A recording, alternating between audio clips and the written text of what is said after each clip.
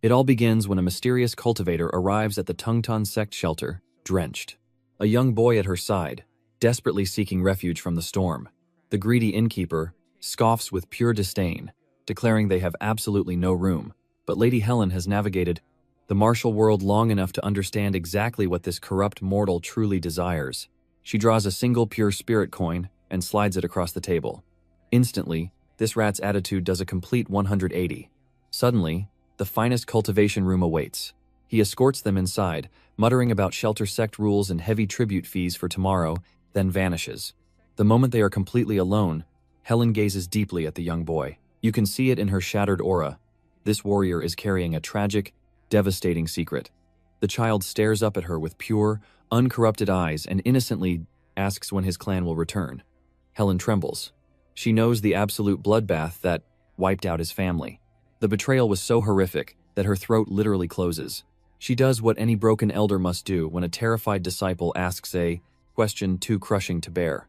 She tells a painful lie, promising he will see his parents soon, urging him to rest his spirit. The young boy blindly believes her comforting words and falls into a deep slumber. Then, Helen begins coughing violently.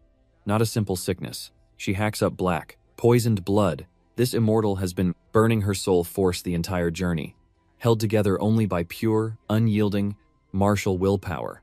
Now that the last bloodline is safe, her shattered meridians finally collapse. She casts one final tragic glance, whispers her parting words, and perishes. Her soul disperses completely before the morning sun even rises. Rowan jolts awake in the dark, sensing a terrible disturbance in the aura. The spiritual sheets are soaked crimson, and Helen's life force is entirely gone. The corrupt owner and his mistress barge in, hearing the commotion. Instead of showing an ounce of mortal empathy for a fallen cultivator, perishing in their domain, these absolute scum are merely annoyed by the bloody mess. But then, a sinister scheme crosses the cruel mistress's face. She narrows her eyes, staring intently at Rowan's unique silver cultivation hair, and ruthlessly mutters, "Wait a second, does not this brat resemble Pauline?" Right on cue, Pauline enters, bearing the exact same celestial features. These two could easily fake a bloodline connection without any wandering elders ever suspecting a thing. This wicked serpent immediately forces a vile contract upon them. She glares at Pauline. "Congratulations. He is your destined karma now." And listeners, there is a dark truth you must understand about this shelter. Outwardly, it mimics a righteous sect providing safe harbor and cultivation mats for the destitute, funded by grand empire donations and wealthy merchant clans. Pure deception. In reality, this place is a demonic trap designed to squeeze spirit stones from desperate mortals, especially defenseless orphans, all hidden beneath the guise of sect protection fees. So Pauline and Rowan, this newly forged counterfeit bloodline duo, are forced into the unforgiving streets daily, scavenging for coppers just to survive their master's wrath. Pauline reveals her true name and asks the traumatized boy his identity. Silence. His mind is trapped in that cursed room, visualizing the endless crimson blood, desperately trying to comprehend why the heavens robbed him of yet another guardian. Pauline senses his shattered soul with a single glance and profoundly understands his deep despair. She sits beside his trembling frame and speaks softly of survival. She vows that while his past was destroyed by demons, his cultivation journey is just beginning. His true revenge starts now. Awaken your power, endure the suffering, because lurking nearby, destiny would eventually embrace him. Then, she extends a warm, trembling hand. Rowan grasps it instantly. Becoming her fake son, they brave the vicious alleys together. What began as desperate survival forged a bond of unbreakable, true family.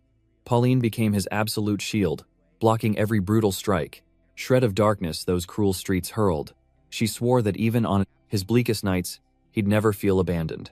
5 grueling years vanish instantly. Now 8 years old, they sit under the dimming twilight sky, quietly pondering their brutal hustle, the exhausting grind, and their hard-fought survival. But a dark rumor from that morning crushed Rowan's tiny, anxious heart all day. Forcing a brave smile, he casually asks for the truth. Nodding solemnly, she reveals a noble clan's life-changing offer. A prestigious maid, role, real wealth, a safe haven, and absolute salvation. Rowan insists. He is overjoyed, praising her bright future with entirely genuine, desperate words. Yet, betraying his forced grin, His trembling eyes shatter his disguise. Before he can stop the flood, devastating tears cascade down his cheeks. First his parents, then Helen, and now Pauline. Every soul he cherished is vanishing. Even though this departure brings her glory, his shattered heart cannot distinguish between a joyous farewell and agonizing, soul-crushing abandonment. Reading the absolute despair on his face, Pauline pulls him into a fierce embrace. She whispers a profound truth he will eternally carve into his soul. True isolation is not an empty room. You are only abandoned if your spirit hollows out. But grasping onto those precious souls, preserving their blazing memories, and absorbing their boundless warmth means they never truly perish. So when suffocating darkness invades your mind, she commands, shut your eyes, press your palm to your core, and listen. I'll remain right there. Hours bleed away. Pauline vanishes, leaving our lone hero stranded in a pitch-black forest, her parting wisdom echoing violently through his mind. Obeying her final decree, he shuts his eyes and grips his heart. Then, the impossible occurs. Pure spiritual energy violently erupts, swirling blindly around him. Despite closed eyelids, his inner sight suddenly awakens, illuminating every hidden particle of the universe. It is as if reality itself, shattered into brilliant transparency.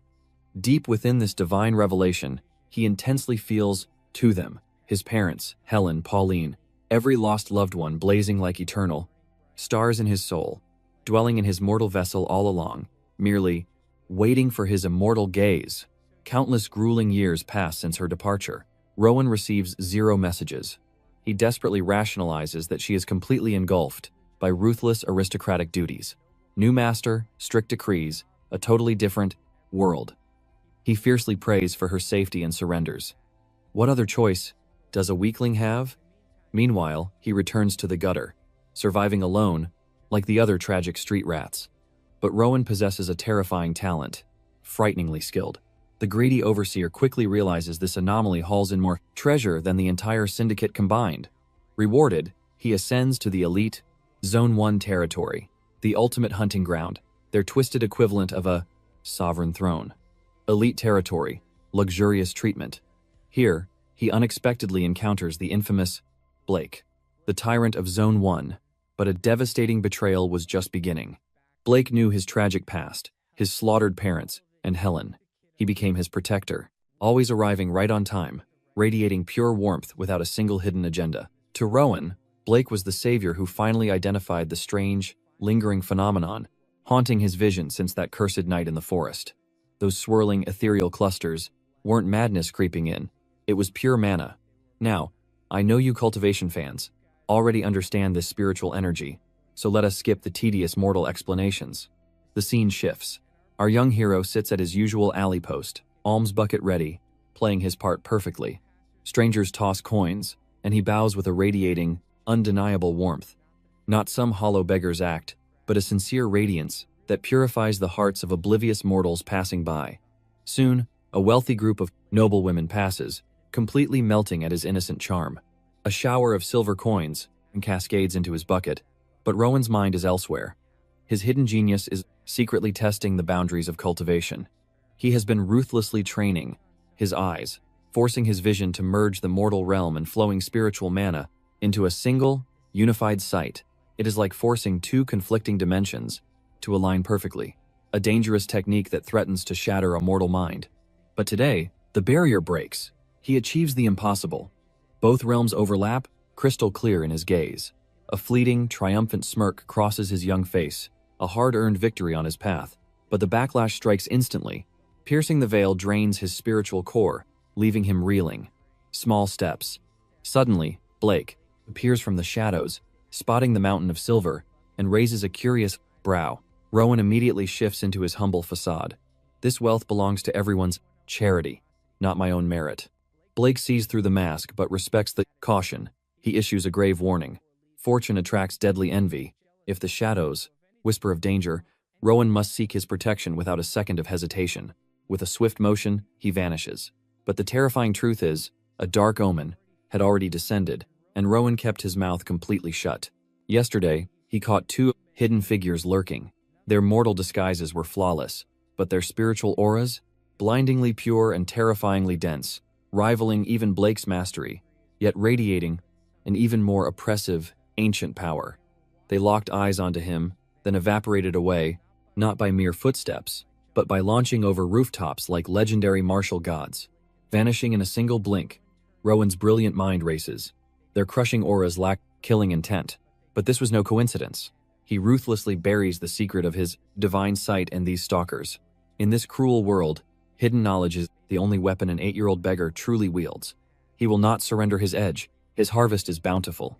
He secures his loot and retreats toward his sanctuary for another bucket. A simple, mundane path. It should be safe until the alleyway chills. And he spots them again, not just the duo, an entire squad of elites, melting into the absolute darkness. And they are no longer observing from afar. They are hunting him, closing in like wolves, blocking his retreat, cutting off his escape paths. Their flawless martial formation screams one undeniable truth. He is their prey. Little Rowan, merely 8 years old, stands utterly alone, cornered by a pack of terrifyingly powerful cultivators in a dead-end street. His heart violently hammers against his ribs. Panic strikes. His mind fractures. Just reach the sanctuary. Survive. He has to push through. The safe zone is steps away. Almost there. But then, a familiar, bone-chilling voice echoes. Blake? Strikes like lightning. This warrior moves at velocities defying the heavens. Mortal laws mean nothing. He crosses the battlefield as if physics were mere illusions. He snatches Rowan without slowing down, erupting from the earth and in a flash. They scale the rooftops, bounding from peak to peak. The pursuing assassins below match their pace. Relentless hounds. Blake pushes his aura to the absolute limit, roaring over the roaring gale. Brace yourself, he orders, warning him not to drop a single copper piece. Their only means of survival, but Rowan stays silent. Blake steals a quick downward glance, expecting a trembling, terrified child. But instead, the boy's eyes are completely hollow, a soulless, empty gaze. Assuming the sheer terror broke his mind, Blake carries them straight to the sanctuary, gently lowering him. He reassures the boy, "You are safe now. Head inside." The boy complies. Blake watches in confusion, completely unaware of the truth. Rowan was not paralyzed by fear. His mind was experiencing a profound martial awakening. The mid-air pursuit, witnessing a master unleash their full aura, had granted him a heavenly enlightenment beyond price. For the first time in his mortal life, he witnessed the exact flow of spiritual energy traversing human meridians. This was not mere theory, it was true sight. He observed the exact sequence, how compressed aura surges into the lower limbs before flight, how energy floods the arms for brute force, and the exact number of rhythmic bursts required to cross the vast abysses between rooftops. He memorized them all, etched deeply into his soul. Now, concealed within the shadows, he prepares to test his newfound enlightenment. Closing his eyes to the mortal realm, he inhales deeply, absorbing ambient spiritual energy, circulating it violently through his own meridians, mapping its natural paths, sensing the fierce resistance. Then, with unwavering focus, he compresses the life force, forging it into a weapon. Let me tell you, a mere child should have shattered his core trying this. This proves his divine destiny, a true monstrous genius. Having mastered the foundation, an insatiable hunger drives him to unleash this power. But before he can strike, the sanctuary's lowly disciples return, flooding back into the compound, utterly ignorant of the shifting tides of fate. Then his commanding senior appears, ordering the chaotic crowd to hold their ground. Stand down. Sector commanders are merely inspecting the grounds. Return to your quarters, and maintain absolute silence. But there was one exception. Rowan. Only him. He is ordered to gather his meager belongings. A sudden relocation order. The silent boy shadows his senior through the winding halls, maintaining his usual subservient distance, until his senior halts abruptly, initiating a highly classified exchange in the shadows. With a massive enforcer, the distance swallows their words, but an audacious idea strikes Rowan. What if he channeled spiritual energy into his auditory meridians? He circulates the aura, and perfection. The distant whispers become crystal clear, sharper than the finest mortal instruments. They are discussing his fate. He is being banished from the lower quarters and elevated to the grand pavilion. His senior is completely bewildered by the sudden decree, speculating the Grandmaster has taken a personal interest, and truthfully, who could blame him? He possesses an aura too refined for a street orphan. More importantly, after surviving the Sector 1 assassination attempt, with those shadowy figures hunting him, Hiding him within the inner sanctum is the only logical move. His senior suspects, the pursuers, belong to the dreaded syndicate, a completely unknown entity for now. But the sheer terror in their voices confirms its overwhelming power. Rowan connects the scattered pieces, the shadow assassins from earlier. But lurking in the darkness, a sinister plot unfolds. The massive guard signals Rowan, leading him deeper into the towering main pavilion until they approach a striking woman named Amy guarding the front desk. The massive guard simply grunts, "Your new master. Pay respects." He vanishes. A suffocating, awkward silence descends instantly. Amy pierces the quiet, demanding his age. Rowan replies 10. Without hesitating, he casually confesses he is completely illiterate. The path of written knowledge was entirely denied to him. Amy barely blinks. "Makes sense," she sighs. "You possess that desolate outer slum aura." She declares that by dawn, she will forge his mind. He is allowed to call her master or senior sister in private. Suddenly, her gaze sharpens, truly inspecting him. "Heavens," she mutters under her breath. "You possess shockingly refined jade-like features for slum trash. Seriously, life is unfair. This 10-year-old is passively attracting powerful maidens everywhere." Rowan remains utterly unfazed, simply questioning, "Why must I bother comprehending these ancient texts?" Amy scowls, frustrated that this mortal boy remains entirely oblivious to his fate here. She breaks it down. Grand recitation trials are elite social gatherings, often hosted by absolute monarchs or aristocratic lords, where a disciple recites sacred texts before a terrifyingly powerful crowd. It is the ultimate flex among the high-born elites. This time, Rowan faces the shelter's ultimate trial, the Grand Patron Exhibition. A flawless performance could earn him a sacred, destiny-altering private reading session. That private session? The absolute fast-track to securing a powerful sponsor. Elite patrons choose their heirs this way, but Rowan cannot decipher words. Zero cultivation base, no pressure at all. Despite this massive lore drop, Rowan stands completely unfazed, absolute ice. Amy feels utterly bewildered by him. Unsure of his hidden depths, she cautiously pats his head, commanding him forward. She reveals his new sanctuary, introducing him to the inner circle of apprentices. Once she departs, Rowan claims his personal storage realm, a private closet, a luxury he has never possessed. Suddenly, a fellow disciple approaches him, staring, looking at Rowan like he spotted a mythical beast, absolutely stunned by him. Surviving the wretched outer dorms? Fascinating. He introduces himself as Theo, explaining. He reveals their faction: blonde Noah, middle guard Hayden, and quietly observing Lily. Theo delivers their ultimate creed. No more street begging, no ruthless bullying here. This elite squad controls the sacred archives, managing the great library's flow, organizing ancient tomes, guiding elite guests, and maintaining absolute order within. Now that Rowan has joined their ranks, they welcome his hidden potential. Midnight strikes. Rowan lies awake, his mind blazing with unstoppable, surging energy. Obsessing over those tomes, realizing every secret to ultimate power lies inside. Infinite knowledge, waiting to be devoured. He remembers Pauline's ancient, absolute wisdom. She swore ancient texts were the greatest weapon for an awakening soul. Deep gratitude fills his core, but outside, a familiar traitor's shadow slowly looms. Zone 1 of the Grand Archives. Rowan ruthlessly ground through his cultivation texts, while Amy demanded to inspect his daily progress. He slammed an impossibly massive mountain of ancient scrolls onto the heavy oak desk. As she meticulously recorded each sacred title, she suddenly froze in pure disbelief. Every single tome he devoured was mere mortal folklore.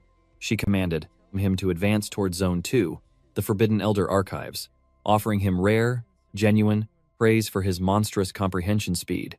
Rowan felt his blood boiling with absolute hype. Zone 2, he practically teleported, his eyes hungrily scanning the supreme shelves. Honestly, every single grimoire radiated profound aura. He greedily wanted to devour every piece. He ignored the rest, frozen by a single cursed text. The genesis of the Grafton. Empire within the Union. The Union, a forbidden name whispered by trembling elders in absolute secrecy. Cracking the ancient spine, his eyes lock onto a sprawling, blood-stained map of the mortal realm. Legends claim the Grafton territory conquered all during a cataclysmic, ancient holy war. Following that bloodbath, the entire mortal plane was forcefully reborn. One supreme empire, 6 vassal states. To crush any future rebellion, the victorious sovereign forged a ruthless faction called the Union. They have ruled from the shadows for over 200 bloody years. Righteous enforcers? The so-called heroes? Rowan's mind spun with dangerous doubts. Because if the Union was truly righteous, why did Blake flee from them like a hunted dog? Perhaps these enforcers slaughtered street rats, and Blake merely feared the executioner's blade? But that lie crumbled instantly. Blake had perfectly normal ties with the corrupt local guards. That illusion was shattered. A far more sinister truth began poisoning Rowan's racing mind. What if this sanctuary and the Almighty Union were locked in a deadly, hidden shadow war? Why else would the elders bury the bloody truth of that fateful, life-changing afternoon? Days dissolved into shadows, and Rowan flawlessly adapted to his deceptive new life. His daily cultivation masked as simple library chores. He swept dusty floors while secretly channeling internal spiritual energy, turning menial labor into a hidden physical training regime. But here is the terrifying reality. Back in his pathetic alleyway days, cultivating aura demanded absolute stillness, meditating like a fragile monk terrified of a deadly spiritual backlash. Now, the madman flawlessly cycles his core energy while walking and studying ancient combat texts. A monstrous leap in power. Yet, a frustrating bottleneck remains. His spiritual essence keeps leaking wildly into the atmosphere instead of condensing into a true, solid internal core. Infuriating? Yes. But a future immortal does not panic over minor cultivation bumps. He would conquer this power gradually. Suddenly, the sanctuary disciples were abruptly summoned to the Grand Hall. The strict vice director and senior Amy stood before them with absolute, imposing authority. Skipping pleasantries, the elder barked out the chosen disciples for the upcoming sacred exhibition. Theo, Lily, and Noah made the elite cut. Expected.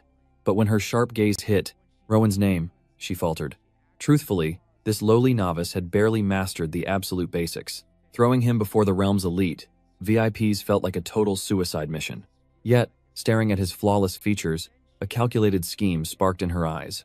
His divine aesthetics are a weapon. We cannot hide him in the shadows. His otherworldly beauty would manipulate the noble guests perfectly. Bypassing the trial, she issued a different command. He would merely act as an observer, absorb the high-class pressure, study the elite. The rejected disciples glared with venomous jealousy, grinding their teeth and whispering toxic curses, crying about injustice. How could a talentless rookie secure a spot purely on sheer luck and looks? The day of judgment arrived. Rowan stepped out in his pristine noble robes, silencing the entire room with his overwhelming aura. Theo instantly bowed with a deep, respectful compliment. Rowan matched his noble etiquette perfectly before Senior Amy escorted him to his honored position. Tension spiked in the air. A heavy knock echoed. The esteemed, high-ranking nobles breached the gates. As the elites marched forward, one terrifyingly elegant figure froze completely, eyes widening in shock. She knew him. This powerful noblewoman had crossed paths with Rowan during his darkest, freezing, beggar days in the slums. Even masked in filth, she had been thoroughly captivated by his undeniable, dormant majesty. Rowan's sharp memory flared. Without hesitating a single breath, he bowed, honoring her for the life-saving alms from his past. Her name was Lady Caroline, and little did he know, this fateful reunion would ignite an absolute, unavoidable disaster: the entrance. She instantly bombarded the vice director, absolutely losing her mind. Overspotting this flawless immortal at a crossroads last winter, obsessing that his divine aura was somehow even more breathtaking now. And when the vice director smoothly dropped that Rowan just unlocked basic literacy, Caroline completely snapped. She demanded a live reading right this exact second. The director desperately reasoned he was just a mere observer today. Caroline looked totally crushed, but seeing the crowd's insane thirst, the vice director finally folded, ordering Rowan to recite the final chapter. Nobody was remotely prepared for the absolute shockwave. The exact second Rowan spoke, the entire room fell, dead silent. His tone possessed a hypnotic rhythm, silky, warm, wildly intoxicating. Every woman present instantly melted. Eyes grew misty, lips were nervously bitten, and hearts pounded at cultivation-breaking speeds. By the time he concluded, Scripture, the crowd erupted in chaotic praise. Every flattering phrase you could imagine was violently hurled at him. But Rowan? He remained perfectly humble, deflecting all glory to the vice director, claiming this divine success was entirely impossible without her guidance, making the women worship him even harder.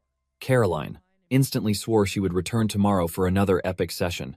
The Vice Director agreed without blinking once. Later that afternoon, Rowan sneaked back into the archives, scanning shelves, but hunting specifically for forbidden texts on fusing pure mana with martial arts. He was completely dialed into the grind when Blake practically ambushed him. Blake eyed the specific text in Rowan's grip, raising a judgmental eyebrow since Rowan accidentally grabbed a manual on fleshly desires. Rowan whipped around, faking a massively dramatic, completely terrified flinch like Blake almost stole his soul. He absolutely did not, though. Rowan tracked his aura from miles away. Blake just dropped in, offering mad respect for the insane reading. Gossip travels lightning fast, and Blake was actually devastated he missed out. Rowan told him to chill out. He knew Blake was busy, handling serious guild missions. Rowan then asked for latest intel on the Grollerosters trash union situation. Blake groaned. Yeah, those traitors are sparking chaos, but we are crushing them soon with the higher-ups. Rowan instantly projected absolute confidence in him. Those pathetic union rats were begging for brutal karma, and honestly, that ruthless vibe hit way different. Coming from Rowan, the kid held a terrifying, dominant aura. Blake shuddered slightly. He admitted he would definitely miss tomorrow's reading session too, which totally sucked. Rowan told him not to sweat it. Destiny provides endless chances. Then, Rowan's next words caught Blake off guard, proving he cared far more about Blake surviving the impending bloodbath, warning him to be careful out there. Blake wished him luck in return. Exiting, he pointed at the sketchy manual still in Rowan's grip, jokingly urging him to study those specific spicy techniques after his innocent reading sessions. Then he vanished. Rowan stood completely isolated in the Promen, silent library, plotting. He was dying to witness a brutal deathmatch between two legendary cultivators who perfectly mastered their spiritual energy. But even more than that, he needed to gauge his own hidden power. What was his true rank? Could his current state even scratch a veteran like Blake? He began channeling pure mana through his meridians, but a sudden, terrifying dark surge violently ripped the book, cleanly sliced. Pure aura exploded into his palm, instantly boosting his overall physical strength through the roof without warning. Rowan stares at the shattered ancient text, in his grasp, smirking. Well, that confirms my martial theory. The scene shifts to Rowan being summoned to the vice director's office. Our young cultivator steps inside, completely blind to the unfolding betrayal. The sweating vice director sits right there, visibly agonizing over how to drop this massive corporate bombshell. And then, finally, the bitter truth spills. Our protagonist has utterly decimated the competition, crushing every reader into absolute dust. Every single highborn lady who attended his spiritual reading sessions absolutely refuses to accept another voice. These arrogant nobles have been mercilessly hounding .com management so ruthlessly that the vice director is aging right before his eyes. Now she faces the humiliating reality of sitting directly across from a mere teenager, practically begging him to carry the entire guild on his back. Yet, Rowan does not even blink. No greedy negotiations, no arrogant demands, he just glares back, replying coldly, "Fine, I will do it." But here comes the betrayal. Management steps out for the official elite promotion announcement. The entire crowded room stands, waiting to chant Rowan's name. Instead, she calls out Theo. The whole hall instantly freezes in utter shock. Theo violently stutters, completely unable to process how he somehow stole the spotlight. The corrupt director falsely congratulates him, immediately, sending him away. But even humble, naive Theo drags Rowan into the shadows, whispering, "Brother, your cultivation power is God tier. You are absolutely destined for greatness in the martial world." A truly wholesome respect, yet it ruthlessly confirms that every single person here knows Rowan was blatantly robbed of his glory. Rowan quietly watches his only friend vanish, feeling a strange heaviness in his heart. It is not bitter jealousy, just a quiet farewell. But that soft emotion survives. Exactly 30 seconds before Rowan returns to the chamber, unleashing his majestic aura, absolutely captivating the elite noblewomen once more. Speaking of a cruel destiny, the anxious vice director corners him again, dropping the punishing news of an enforced double shift. Morning and sunset sessions. Guilt practically drips from her trembling face. Anyone can see her shame. But the aristocratic demand has grown terrifyingly monstrous. Normally, any average human would rebel or demand heavy compensation. But our ruthless main character treats this as a divine training opportunity. He embraces the relentless, grueling grind, feeding on their desperate attention. He only demands brief meditation intervals between sessions, as channeling that much spiritual energy severely drains his core. The terrified manager, completely paralyzed by his overwhelming presence, instantly agrees, simply warning him to never step foot past the forbidden courtyard. He takes the victory, stepping outside. The moment silence falls, he immediately dives straight back into his forbidden mana cultivation. He ruthlessly executes the ancient text theories, aggressively focusing raw ki into his specific pressure points, muscles, and bones, letting the volatile cosmic energy slowly surge through his meridians like raging lightning. And here is the legendary secret he finally unsealed. Spiritual energy ignores weak thoughts. It demands absolute dominance and direct commands, pure, unyielding willpower, not mere suggestions. When his divine execution is flawless, his entire vessel blazes with golden light. Even as the powerful aura fades, his mental concentration repeatedly slams into an invisible bottleneck. He remains unsure if the flaw lies within his martial technique or a cursed bodily seal. But as he builds his immortal foundation, a sinister presence breaches the forbidden courtyard, just as the true cultivators do. This revelation drags him back to the Place of an Awakens, bitter memory of Blake dragging his shattered body to the sanctuary because his meridians had collapsed entirely. Those union dogs must have finally grown tired of hunting him down, leaving one less cursed burden on his soul. Yet, an elusive truth keeps gnawing at his mind. He has observed that even grandmasters who are blessed with profound spiritual energy can shatter their cores if they push too far, igniting a spark of madness. What if a cultivator could siphon stored essence? Or better yet, devour the ambient spiritual chi already flowing wildly in the heavens and wield it as his absolute domain? Then, revelation strikes. He has already touched this divine path. Whenever he channels chi into his voice and unleashes a sonic shockwave, the heavenly law is identical. If he can figure out how to forge worldly energy just like his inner core, the mortal limits of what he can conquer will vanish entirely. He tests this forbidden theory within the garden, and suddenly, an awakening. A single fallen leaf defies gravity, perfectly hovering in the air, suspended by pure willpower, doing absolutely nothing, yet somehow becoming the most heaven-defying miracle Rowan has ever witnessed. The young master just forged a new path. Cut to the sacred selection ceremony.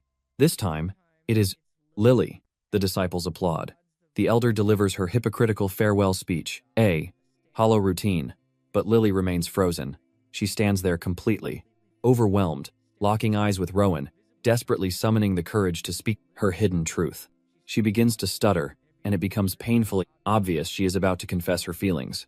But before a single coherent syllable escapes, the jealous disciples violently drown her out, loudly, protesting the blatant injustice of Rowan being discarded yet again.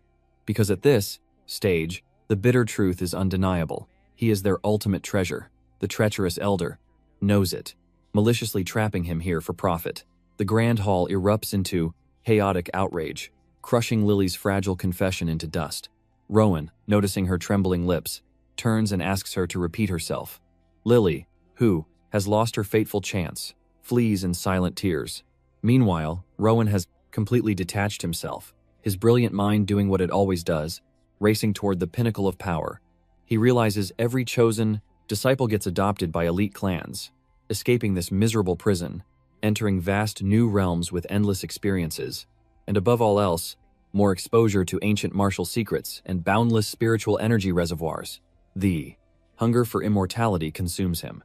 By the next dawn's training break, he is back cultivating his telekinetic leaf art, and the spiritual flow is noticeably smoother. His heavenly Tao is stabilizing. Then, without any warning, he detects a sinister purple aura nearby, spotting an intruder infiltrating the sanctuary grounds. Robert's eyes widen. It is the towering brute who dragged him to this cursed place years ago. Suddenly, the brute collapses. His life essence snuffs out like a crushed ember. A shadowy figure darts over, and the two exchange frantic, venom-laced whispers. Robert strains his senses, catching enough to decipher one chilling word. The Union. Before his mind can process the horrific betrayal he just witnessed, a cold voice commands him to retreat, act utterly normal, and pretend he saw absolutely nothing. Robert steps into the shadows, blood running cold, dissecting the recent chaos but finding zero answers. Suddenly, the entire sect's atmosphere twists darker. The afternoon scripture study is abruptly terminated, and every junior disciple is ordered back to their cultivation chambers. Whispers erupt everywhere, with everyone questioning what madness is unfolding before a single clue drops. Senior Sister Amy tracks down our hero, ordering him to gather his artifacts for an exclusive reading assignment. Transitioning back to Rowan preparing, a chilling premonition crawls up his spine. Amy's aura has completely frozen over. That gentle, comforting presence she always shared with him has vanished. She stands icy, rigid, and utterly merciless. This sudden hostility sets off warning bells inside his soul. His mind also keeps flashing back to those two cultivators from earlier. The mention of the Union echoes, and his spiritual instincts are screaming that this plot ties directly into why the afternoon training was cancelled, without a single word of truth. He steps outside to find Amy waiting, adorned in formal robes, prepared to depart. Bypassing pleasantries entirely, she scans his attire as a flicker of guilt flashes across her eyes, as if harboring dark secrets, but she coldly commands him to follow and strides ahead. Rowan questions if he is visiting Elder Caroline, a destiny that truly would have been the ultimate blessing. Amy offers sheer silence. She merely marches. That unspoken betrayal cuts deeper. They bypass familiar paths entirely. Instead, they march toward a forbidden domain known as the Annex, an isolated and ominous sanctuary. The very instant Rowan locks eyes upon it, his meridians instantly freeze. The structure breathes dark, crushing energy, and bleeds demonic intent. And this is no mere hallucination of fear. He can physically taste the corruption. The spiritual energy inside is fundamentally poisoned. Every soul inside is masking something sinister, something profoundly deadly. A towering brute forces his entry, rushing against fate itself, as Rowan snatches one final glimpse of Amy's emotionless gaze before crossing the hellish threshold. Instantly, his spiritual awareness detects a fatal trap waiting. This domain reeks of death, completely windowless, drowning in an unnatural, suffocating void. Rowan forges a silent vow right then and there. He absolutely will not drop his defenses for a heartbeat, instantly igniting his ultimate spiritual sense. From the shadows, he catches the Vice Sect Master's chilling tone from the deep abyss. They drag him into a chamber that abandons architecture, resembling a blood-soaked demonic ritual array.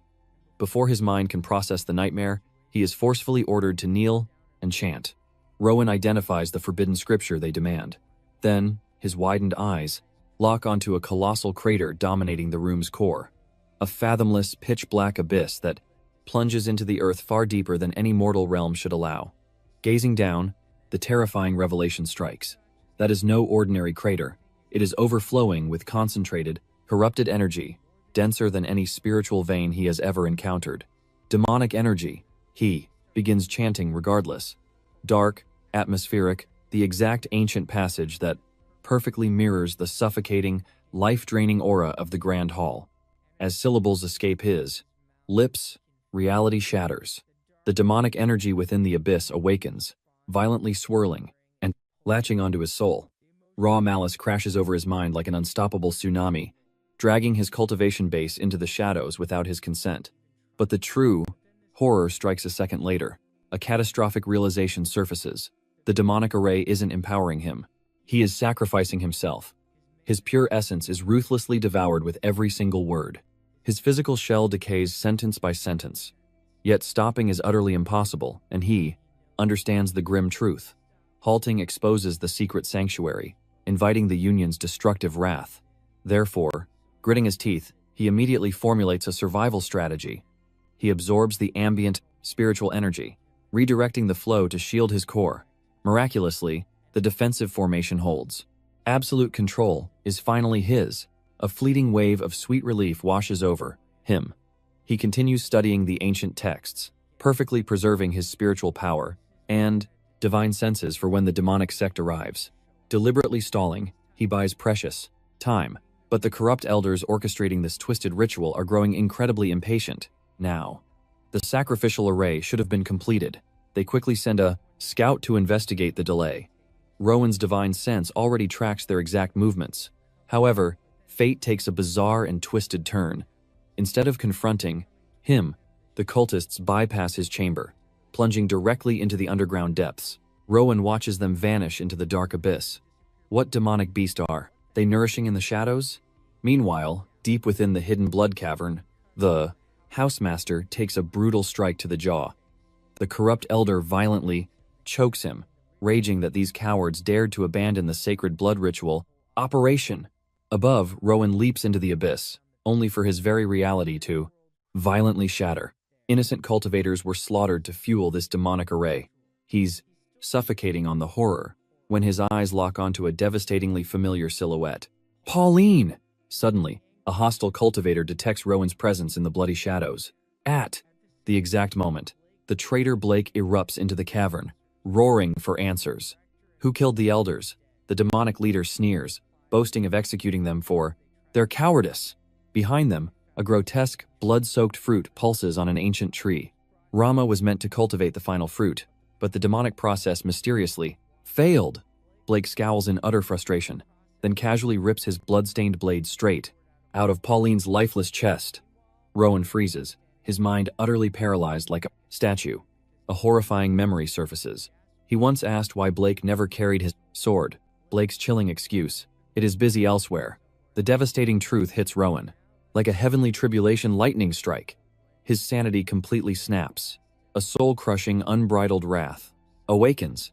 Consumed by 100% demonic rage, the young cultivator instantly makes his first ruthless move, violently obliterating the cultist standing directly next to him. He then stalks toward Blake like a reaper. The arrogant traitor finally grasps that he's fatally miscalculated. This 10-year-old is suddenly radiating a terrifying, suffocating dark aura that defies all logic of cultivation. Blake cannot even finish his pathetic villainous monologue before Rowan blitzes him with divine, earth-shattering speed and monstrous force impossible for a mere child. But right before dealing the killing blow, the Fimistinso battle halts.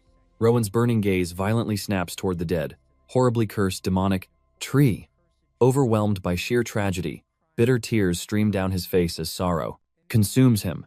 Channeling his spiritual core, he forces his energy into the trapped souls. He witnesses pure agony, brutalized, terrified youths, and defenseless mortals, all of them extinguished. Yet, buried within this absolute horror, an impossible anomaly reveals itself. He locks eyes with a fully grown, legendary version of Ronan, staring right back. Before he can decipher this temporal paradox, the vision violently shatters. Rowan is hurled back, drowning in unanswered questions. But a profound, spiritual shift echoes within. He feels an eternal reconnection to a lost woman he mourned forever. Suddenly, Pauline's gentle voice rings clearly within his raging mind. You are only truly alone when your heart surrenders. But lurking in the shadows of knowledge, but an empty void remained. Yet, holding on to his cherished ones meant they never truly faded. That profound devotion transcends mere sight. It is a soul, deep resonance. Even if mortal memories crumbled to dust, that blazing bond remained eternally carved into his very Tao pillar. Snap. He crashed back to reality. Blake held a cold, merciless blade, pressed against his vital meridian. This arrogant snake sneered, claiming he had patiently waited through the boy's pathetic emotional awakening, gloating that he always recognized Rowan's terrifying, latent talent. His useless lackeys completely botched the assassination plot, but now his dark curiosity was piqued. He offered the youth a grim ultimatum: submit unconditionally, or perish. Miserably right here. Rowan, having already silently sentenced this traitorous scum to a brutal demise, coldly demanded their destination. Blake revealed another demonic harvesting farm, another cursed blood tree. Rowan would cultivate it while Blake reigned over him, officially initiating him into the Lutel sect. For context, the Lutel was a fanatical dark faction entirely commanded by a madman believing forbidden demonic arts could rewrite the heavens. Blake was nothing but a pathetic errand dog for this master, a brainwashed pawn. That was when Rowan dropped the ultimate question with absolute killing intent. His gaze an abyss. Was Blake the architect of that cursed blood tree? Blake scoffed, denying he possessed such terrifying cultivation. That was the high priest's domain, he merely observed. Regardless, Blake's patience ran completely dry. He demanded compliance. Seriously, you slaughtered the one pure soul who acted as his loving mother. Naturally, Rowan rejected the scum with bone-chilling absolute finality. The traitorous bastard did not hesitate, lunging forward with a lethal, venomous strike. Just let this horrifying betrayal sink in. This was the exact same sworn brother who previously nurtured Rowan like kin. Anyone would expect a fleeting moment of guilty hesitation, but absolutely not. He ruthlessly attempted to slaughter a 10-year-old child without blinking once. Boom! Rowan effortlessly caught the deadly steel with 2 fingers. His external chi manipulation was so divine it completely shattered Blake's arrogant mind. Then, Rowan whispered a deadly question. Did Blake execute Pauline? Clinging to his pathetic pride, the bastard dared to mock his desire for revenge. Crack! Rowan effortlessly shattered the spiritual blade, declaring he would not survive to witness another dawn. That vow was dripping with absolute ice, but it struck infinitely harder, realizing this was a shattered 10-year-old prodigy who had just been violently robbed of his only maternal figure. Then, our young sovereign unleashed a devastating, chi-infused explosive counterattack. The arrogant snake violently collapsed into the dirt. Then, lacking any hesitation, Rowan mercilessly cleaved his soul in 2. Vengeance claimed. His awakened senses flared, detecting a powerful approaching presence. Unsurprisingly, an elite vanguard squad menacingly swarmed the Plastid of I-16 battlefield, heavily armed to purge the zone and brutally judge all surviving traces. Leading this righteous crusade was Oscar, vice commander of the Holy Faction. He locked onto Rowan's aura instantly, demanding answers. Was this child manipulating heavenly telekinesis? Rowan blinked innocently. But as Oscar drew his holy blade, a catastrophic nightmare began. Did the Lutel sect teach him? You know, the mystic arts, Rowan replies. No, he awakened alone. Oscar nearly chokes on his breath, because that is genuinely the most heaven-defying statement ever spoken by a mere child. Oscar has heard insane claims, but this kid speaks absolute truth. That makes it intensely terrifying. They keep talking, and Rowan completely shatters Oscar's fragile ego. He reads Oscar's cultivation rank instantly. Then, he casually exposes deep secrets regarding the Faith Division's shadow operations. Next, he flexes terrifying telekinetic power, causing Oscar's subordinate to physically tremble in sheer disbelief. To top it, we're caught completely off guard. A subordinate pulls Oscar into the shadows, whispering that this demonic tree took root barely 2 years prior, and its binding seal is shattered. Oscar's eyes narrow. Any Orthodox high priest would leave distinct mana traces behind, pointing straight to Father Sion. Meanwhile, Rowan stands frozen, glaring at the cursed roots where his friends perished. He drowns in bitter guilt, agonizing over failing to protect them while they breathed. He coldly asks Oscar how many abominations infect this mortal realm. He needs to know just how deep this twisted betrayal runs.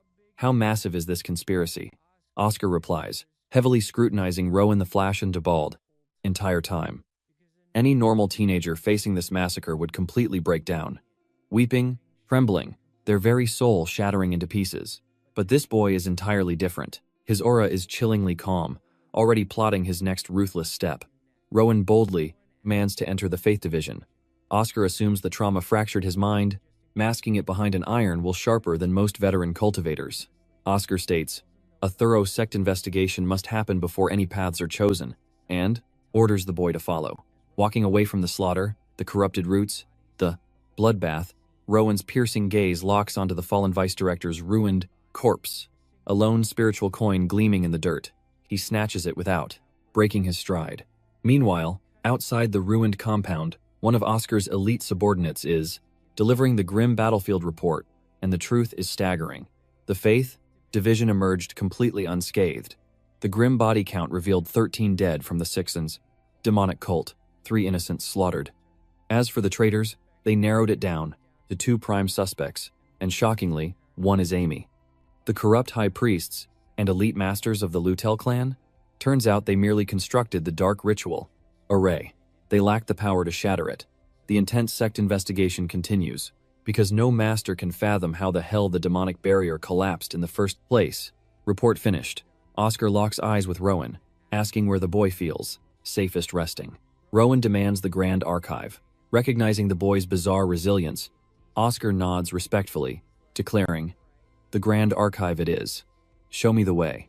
In the sweeping archive hall, both warriors sit down for a tense, revealing interrogation. Oscar pierces the silence, noting that despite being entirely surrounded by ancient texts, not a single manual details mana cultivation. He desperately needs to know how this mortal unlocked his spiritual veins alone. Rowan arrogantly smirks, declaring he just perceived the heavens. Feeling that overwhelming confidence, even Oscar, a highly seasoned cultivator, had to concede. This terrifying teenager was speaking absolute truth, and he possessed heaven-defying talent. Still, Oscar demanded to hear Rowan's complete testimony of the brutal massacre. Without flinching, Rowan recounts the entire nightmare, starting from his very first naive arrival at the mortal sanctuary, straight through to his grim deduction that Pauline sacrificed herself, transferring her profound cultivation abilities directly into his soul.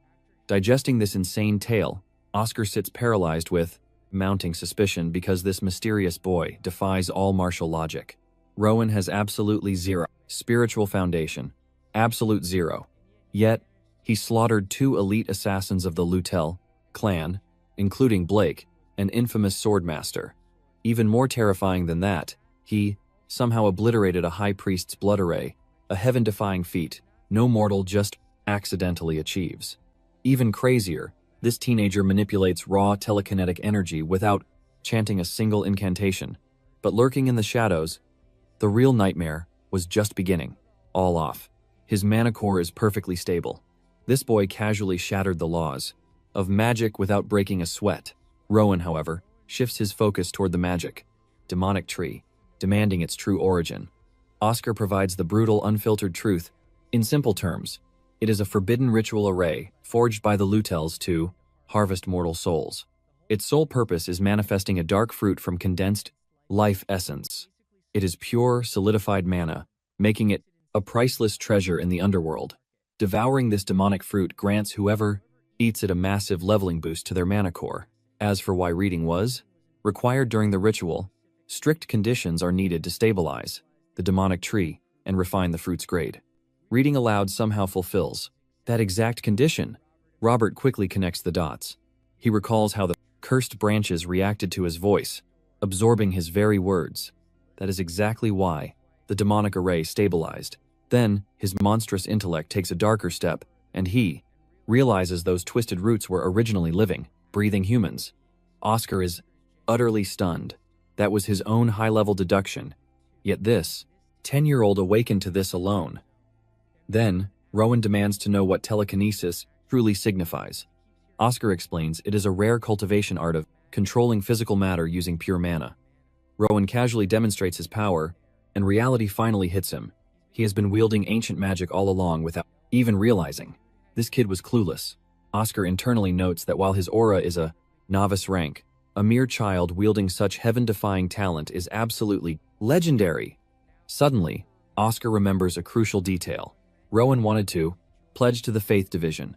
After suffering such brutal betrayal by his sworn protectors, Oscar desperately needs to understand his true motives. The Faith Division and the Union share the same shadows, making this a life-or-death commitment. Robert remains brutally honest. He still suspects the Faith Division, but his spiritual instincts sense Oscar's pure intent. He reads it directly from his mana. Oscar is completely shaken by a 10-year-old judging his soul, warning the boy that blind trust in this cutthroat world will guarantee a bloody death. Robert stubbornly bites back, trusting his aura reading, but Oscar brutally shuts him down. The path to immortality is cruel. Dragging a child into their dark wars is forbidden. Robert's confidence shatters, wondering if his cultivation is too pathetic. But Oscar demands his absolute attention. Raw talent alone cannot conquer the heavens. The atmosphere turns chillingly heavy, and Robert sinks into absolute despair. Oscar quickly clarifies that Rowan's potential is flawless. But bending sect rules for an outsider comes with a deadly price. The path is complex, the cultivator incredibly young. Yet Rowan, completely unfazed, asks the obvious question, does mortal age truly matter more than actual cultivation strength? That strikes hard. Oscar hesitates. The undeniable truth is, this boy just slaughtered 2 grown men. His innate talent is terrifying. Yet the Immortal Union foolishly measures experience by mortal years, not martial skill. Oscar confesses this. Rowan asks if he is too green for their ranks. Suddenly, Oscar decides to truly test the young prodigy. He shifts the entire dialogue into a trial of the mind, demanding absolute answers. First trial, why did Rowan execute Edgar? The man posed no immediate threat, In that moment, Rowan answers with icy resolve. Edgar had already slaughtered the Plants Infernum, sanctuary master and his wife. The treacherous pattern was clear. Showing mercy would have meant Rowan was next. Oscar nods at this logic, but pushes deeper. The youth still annihilated 2 souls. Could vengeful emotions have clouded his martial mind? Rowan admits that, yes, his inner demons played a part, and he feels zero shame, but he boldly argues that fury does not always cloud the Tao. Sometimes, raw emotion makes the path to vengeance clearer. In his eyes, those treacherous men had stolen countless innocent lives. Their souls were beyond redemption, leaving absolutely no reason to spare them, and possessing the absolute power to deliver heavenly tribulation right then. That is exactly what he executed. Oscar drops the ultimate question: did Rowan truly possess the right to strike them down? Rowan declares it was karma's absolute judgment. He held the supreme power, and he unleashed it, hiding from nothing. He fully accepts blood is on his hands. He is making zero excuses, fully embracing his path. Oscar pushes one last time. Was it truly necessary for survival? And Rowan, without a single blink, fired back. Yes, it was an absolute necessity. There are sects whose sole earthly purpose is carrying out executions. His piercing gaze locks onto Oscar's soul as he whispers, that is exactly what the Union does, too. For a fleeting second, Oscar is completely stunned into silence, because the prodigy is entirely right. Gathering his spiritual energy, he explains the Union's true immortal purpose. Yes, they execute heavenly justice, but at their core, their ultimate quest is a realm full of untainted light, a realm that remains safe, deeply peaceful, and totally stable for every future generation of cultivators. It is an impossible Tao. They know they will never ascend to it, but it is the destiny they chase regardless. That is the Union's true destiny, and the terrifying fact that 10-year-old Rowan somehow already comprehends this. Oscar is deeply moved. He warns Rowan about a terrifying sect called the Abyssal Grave, a shadowy demonic faction threatening the entire kingdom. The treacherous cult they just annihilated was merely a single outer branch. The Union's elite first division has been battling to shatter this Abyssal Grave piece by bloody piece, and Oscar firmly believes that with Rowan's monstrous potential, they might actually slaughter the demonic roots for good. Rowan questions his place in this war, so Oscar speaks plainly. Rowan must enter the Union, prove his cultivation, and seize his rightful throne. Simple as that. Until that fateful day, Oscar just needs the boy to awaken his legendary potential. The trial ends. Outside, Oscar addresses his elite strike force. He declares that the Tongue Sanctuary's betrayal in aiding the Abyssal Grave has been confirmed and ruthlessly severed. The Union succeeds. The demonic darkness in this territory is completely purged. The Sanctuary will return to peaceful mortal operations. Then he flashes a hand seal, and the elite division begins to vanish into the shadows. Before departing, Oscar summons a breathtaking 10 out of 10 elven beauty, Sienna. She steps forward, but our young cultivator freezes in complete shock because azure mana pulses around her in breathtaking waves. Oscar quickly briefs her, strictly ordering Rowan's safe escort to the Grand Union. Seriously, the insane luck this kid has would make grown men trade their souls, their grandmothers, and their sanity just to swap fates with a 10-year-old. Sienna introduces herself.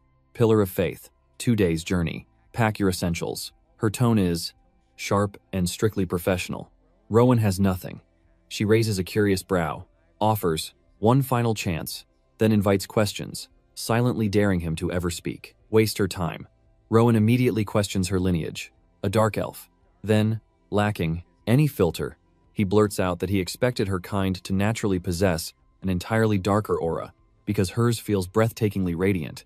Sienna stares at him like an absolute anomaly she cannot comprehend.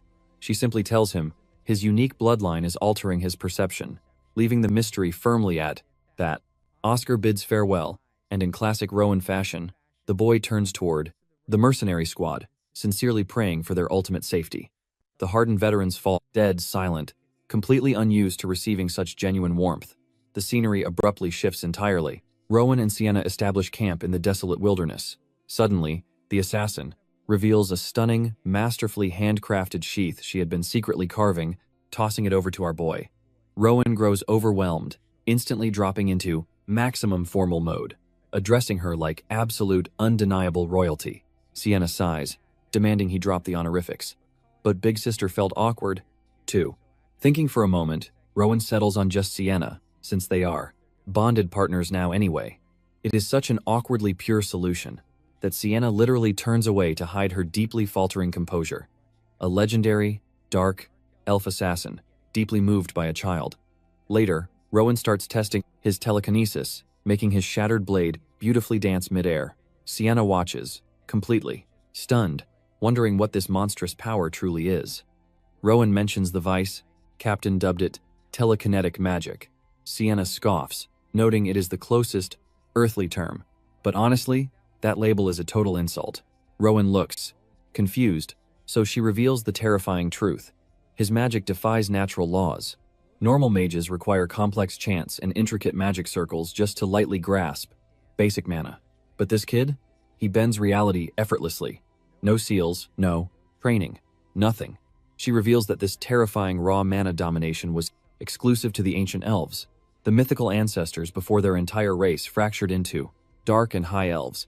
Then, staring piercingly into his very soul, she finally declares that his eye color proves his parents were immortal legends, absolutely, beyond human realm.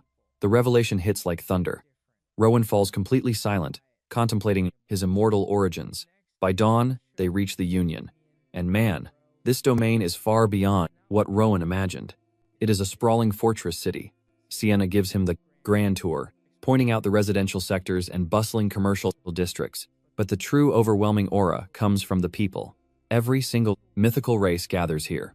The most legendary warriors and apex mages in the world have forged an alliance here, sworn to protect the weak from monstrous cults like the Grave. Hence its legendary title, the Sword and Grimoire of the Continent, unrivaled in martial and magical arts. Rowan absorbs all of this, profound knowledge, eyes blazing. But lurking ahead, a treacherous betrayal waits to strike. Intercepted, Elder Lazarus, head of the Union's management sect, suddenly appears. His predatory gaze locks onto Rowan, and he instantly drags him into a secluded chamber for interrogation. They enter a room that is blindingly bright, radiating suspicious spiritual energy. Rowan's instincts flare up instantly, missing absolutely nothing. The young cultivator already knows this peak is where the Supreme Masters gather. But what truly alarms him about Lazarus is his terrifyingly still aura. No flashy killing intent, just perfectly contained chi, not one drop wasted. That supreme control is truly terrifying than any flashy display of power. Rowan starts quietly calculating the sheer depth of this man's cultivation base. Then, Lazarus does something completely unexpected. He politely asks for Rowan's hand, grasping it firmly with both of his. The very second he does, Rowan feels it instantly. This old master is using the exact same spiritual energy control Rowan uses, except on a terrifyingly supreme level. If Rowan has just been drawing mere stick figures, this elder is out here painting the divine heavens themselves. But instead of cowering in fear, Rowan's blood boils with hype. He never knew others could achieve this. He never imagined cultivation could reach this divine peak. Our boy is practically vibrating with sheer excitement. Then, Lazarus's sharp eyes slide over to the ancient coin hanging off Rowan, the exact one he reclaimed from the traitorous deputy director. Before the elder can even ask, Rowan sets the record straight. He did not steal it. It belonged to his grandmother. He just took back what was rightfully his own bloodlines. Lazarus asks to examine the emblem on it. And here is where things get extremely tense. He asks nicely, but Rowan's entire body just straight up refuses to move. He tries to pull his hand back. He fiercely tries to shift his weight. Nothing. Lazarus has basically woven their spiritual auras together, completely locking him in place without making a single aggressive move. It is the most polite, unbreakable prison cell Rowan has ever been trapped in. So, Rowan calculates the cultivation gap in real time. If he can handle the crushing gravity and the spiritual pressure at the exact same time, maybe he can break the seal. He pushes his core, and he actually pulls it off. Lazarus looks genuinely impressed, but Rowan is already annoyed with himself because all he really did was reflect the director's own high-level technique back at him. Nothing originally his, except Lazarus noticed that divine mimicry too, and he is even more impressed by his genius. Lazarus examines the ancient family emblem, and for the first time, his perfect aura control flickers, just for a terrifying split second. Rowan catches the slip instantly. The director thanks him, genuinely, not just out of polite respect, for showing him an artifact he had been wondering about for a very long time. Rowan, burning with curious ambition, just straight up asks, "Are you the absolute strongest immortal in the Union?" Lazarus laughs and waves it off, calling himself just a humble old raccoon guiding the next generation of cultivators. Rowan takes that completely literally and misses the joke entirely, which is very much on brand for him. But Lazarus answers with chilling honesty. The 17 captains are absolutely terrifying. The supreme commander above them is on a godly level entirely. And then there is the governor, and the top brass ruling even above that compared to those legendary monsters. Yeah, the raccoon. Excuse checks out. Rowan asks if he can return with more cultivation questions sometime. Lazarus tells him, "Sure, just book an official appointment." As they wrap up the meeting, Rowan mentally files Lazarus under two distinct categories: honorable and overwhelmingly strong. Very high praise, coming from this prodigy kid. He walks out feeling totally solid, like joining the Union was his true destined path. And then he sees his new sect home, the Union Academy. Sienna explains, "It is where elite Union members send their heirs when they are away on long, immortal missions, which basically makes it an academy full of teens who grew up in this cutthroat life. It is not specialized. It covers divine swordsmanship, magic, martial arts, all, two of it, building disciples up from the very ground up. The idea is, 5 years here could forge Rowan into something genuinely terrifying." The very second she mentions schooling, a fiery ambition in Rowan just lights up. Cut to the next morning, and our boy is looking sharp in his new sect uniform, fully dripped out and ready to cultivate. He asks the woman if she is a master, but as her dark aura suddenly awakens, a new voice chimes in. It is Daphne, the formidable Grandmaster of Academics and Master of Ancient Tongues, a true heavy hitter. She hands him the inner sect schedule, listing the divine martial electives he can pursue. And, damn, the choices are legendary. Chi manipulation, sword intent, cosmic astronomy, all absolute top-tier arts. Our boy stares at this scroll of ultimate power, his eyes blazing with ambition. His choice? He claims every single path. When Daphne retrieves the parchment, her soul nearly leaves her body. She gasps, "Brat, are you insane? This cultivation burden would shatter a normal disciple's core. If you fail one trial, your foundation is destroyed." But Rowan simply blinks, asking, "What is the issue?" Because this absolute monster truly cannot fathom why absorbing heavenly knowledge is considered difficult. Daphne stares at him like a demonic beast, wondering what freak tries to master everything. Normal juniors would rather swallow poison than undergo grueling training, but this ruthless prodigy is forged from different steel. She desperately warns him of the soul-crushing chi exhaustion awaiting him, but his determination remains unyielding. Defeated, she sighs and accepts his fate, secretly thinking, "Fine, you arrogant brat, taste the agony of failure yourself." She commands him to follow her toward his first trial. Stepping into the grand cultivation hall behind Grandmaster Daphne, our boy's sharp gaze scans the room. Analyzing the spiritual pressure, he instantly realizes a grim truth. Every single disciple here possesses vastly superior, denser spiritual cores. This brutally confirms his deepest suspicion. His mortal vessel is defective, dragging down his divine comprehension. Pushing that aside, Daphne announces him as the late joining disciple, yielding the stage. Rowan steps forward to speak, suddenly hit by a wave of dramatic flashbacks to his days in the mortal shelter. Concealing his darkness, he delivers a flawlessly polite, humble greeting about walking the path of harmony with his martial siblings, and damn, his charisma. His voice flows like a river, so sincere that it actually melts the stern Grandmaster's heart. Look at this devious mastermind, effortlessly manipulating the elders. Once our young master takes his meditation mat, the lecture starts. Daphne orders the sect to open page 24, commanding Rowan to recite the sacred text, knowing he had mastered ancient script in the slums. He cracks the tome, and instantly, cold recognition strikes. It is the exact same cursed manual Amy used to test him. His mind violently spirals back to that wretched shelter, where his elegant recitation had completely mesmerized the mortals. But right now, a poisonous rage bubbles within him, because Amy, the very woman who nurtured his mind, belonged to the treacherous Lutel clan that ruthlessly betrayed him. Still, his immortal soul is patient. He ponders whether to grant her a chance to beg for mercy, realizing he still does not know the full truth of her betrayal. In his calculating mind, he muses, human hearts are far more treacherous than any cultivation manual. But lurking in the shadows, vengeance awaited, profound insights. As his final words echo through the room, the entire class explodes into thunderous applause.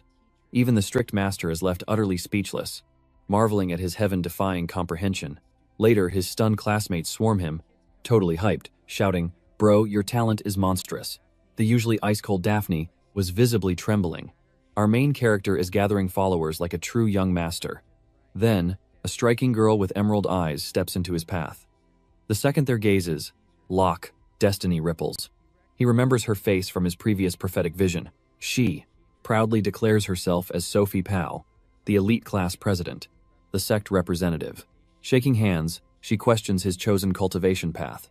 He declares the path of swordsmanship, though she spots his pathetic mortal dagger. So, she asks, aiming for the Grand Union? Rowan blinks in utter confusion. He merely hungered for absolute knowledge. He hadn't given the Union a single thought. Sparked by curiosity, he questions if the blade is mandatory to ascend. Sophie shoots him a piercing glare. Bro, are you dead serious? Her disbelief makes him question his ignorance. Soon, the entire disciple class gathers at the spiritual training grounds, where their imposing master quietly waits. Without warning, the disciples dash toward the master. Our boy stands frozen, completely baffled. "We are leaving you behind," they taunt. But the real shocker? Every single one of them is channeling pure mana to explosively boost their agility. Rowan's eyes blaze with intense realization. Oh, so it is. A challenge. Surging his own mana core, he violently blitzes past everyone despite his massive disadvantage. Sophie watches this explosive display in pure, utter shock. This kid's power defies logic. His demonic speed makes the brutal sprint look like child's play. Meanwhile, Rowan cares nothing for victory or useless ranks. He is absolutely thriving, maniacally laughing as he dares the weaklings to catch his shadow. This absolute chaos immediately catches the master's sharp gaze. Turning around, he witnesses a mere child tearing across the earth. He narrows his eyes. I must monitor this anomaly. Moments later, the ruthless trial concludes. The exhausted disciples collapse, cursing the heavens for this hellish torture. Yet, our overpowered rookie remains completely unfazed. During the grand assembly, Rowan beams with joy. Thrilled he found fellow cultivators to clash against. Sophie, however, is suffering a severe mental breakdown. She shudders. Is he a monster? That terrifying burst of aura, the way he humiliated us all, without shedding a single drop of sweat. She suspects he hides a demonic bloodline. Catching her terrified gaze, Rowan smiles. Wasn't that death sprint fun? Sophie's soul violently screams. This arrogant little fiend just trampled our pride into the dirt and dares to mock our suffering. Once their frantic panting ceases, the imposing master finally reveals his supreme identity. Diego Sanchez, a legendary swordmaster dictating their cultivation path. Our thrill-seeking rookie is burning with intense battle hunger. Diego commands the weaklings to summon a Proces Las Dache, basic wooden blade. Pure agony washes over the disciples' pale faces, their bodies entirely shattered by the previous hellish sprint. But wait, something is wrong. Rowan stands paralyzed like a stone statue. Diego barks, "Move your mortal flesh, boy." Yet, Rowan trembles. He glares at the training weapon as if it hides a lethal curse. Dark memories of Blake's brutal betrayal resurface. The observant swordmaster instantly detects the suffocating dread clouding the boy's aura. Stepping closer, Diego imparts profound ancient wisdom. Listen, A. Blade holds the power of death indeed, but fundamentally, it remains a soulless artifact. The steel harbors no malice. It merely mirrors the true Tao of the cultivator. Wielding it, shatter this mental demon. Those heaven-shaking words strike Rowan's core like a devastating lightning tribulation. A sudden epiphany strikes his mind. Wait, if the traitorous Blake had shattered my bones with a mere stick, would I cower before wooden staffs today? The lingering trauma shatters. Weapons hold no sins, only the corrupted souls commanding them do. Eyes ablaze, he fiercely grips the hilt, vowing to the heavens that he need not become an immortal sword god, but he won't flee. Yet, watching from the shadows. Meanwhile, Instructor Diego observes him lifting a training blade, instantly noting two fatal details. His grip shows monstrous innate talent, yet his eyes lack true killing intent. The instructor then declares a brutal one-on-one sparring session where any martial art goes as long as you crush your foe. Suddenly, Diego drops a bombshell. Rowan must face Sophie. Both cultivators freeze in shock, while the peanut gallery mercilessly places their bets, absolutely certain Sophie will obliterate him. After all, she carries the bloodline of a legendary sword clan. The master signals the start, and the tense atmosphere instantly ignites. Sophie drops into a flawless, overbearing stance, radiating the aura of a veteran, locking onto her prey like an eagle. Rowan just stands there, pondering, so this is the aura of an authentic sword art. He is genuinely amazed by her blade's fierce spiritual flow. It feels entirely different from that soul-crushing an encounter with Blake. Casually adjusting his grip, he searches for the true essence of the sword, unknowingly shifting into his own instinctual posture. In that exact moment, Diego and Sophie gasp in pure disbelief. This absolute rookie just executed a flawless heaven-tier neutral stance on his very first attempt. It is an enlightened realm of mastery impossible for mere mortals. Yet, he achieved it effortlessly. Sophie is rattled, but she refuses to disgrace her noble family's honor. She erupts forward with a devastating thrust. Rowan casually sidesteps. She unleashes a vicious slash. He vanishes. A lethal strike to his heart. He is already gone. She switches to a shadow technique. Blocked again. Her moves are failing, and her frustration skyrockets. This freak is reading her profound techniques like a child's picture book, effortlessly deflecting her wrath. It is like he possesses the heavenly eye of foresight. Under overwhelming pressure, Sophie is forced into a desperate retreat. Her pride is shattering into pieces because this terrifying anomaly has countered her every breath. Humiliated but humbled, she surrenders and demands another battle. Our protagonist merely smirks and accepts. Once the dust settles, they exchange insights on martial cultivation. Sophie is deeply awestruck by his heaven-sent talent. They clashed 4 brutal times, ending in a perfect 2-2 draw. Her blood is boiling with excitement, having finally discovered a worthy mortal rival. Meanwhile, the mob of students is cheering, because their next arcane arts class is basically a free period to cultivate their energy. But Rowan frowns, questioning, wait, isn't spellcraft the ultimate foundation for entering the legendary magic union? The entire room glares at him like he just demonic possessed himself. One disciple scoffs, dude, our Grandmaster's cultivation realm is so terrifyingly high that us trash-tier rookies cannot comprehend a single word he says. Rowan mutters, spells are tough, sure, but how disastrous could this master actually be? But lurking in the shadows, a dark betrayal awaits. This rookie is clueless about the martial world. They whisper that the man teaching basic arcane arts is a fallen war commander, and the mystic dean of this academy, the legendary elder Arthur himself.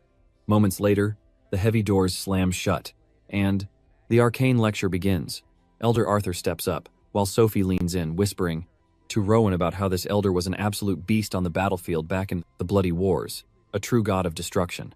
But Rowan is busy analyzing the elder's spiritual energy, realizing it is far denser than the sect leaders. At this exact moment, Rowan wonders who actually holds the absolute peak power in the Union.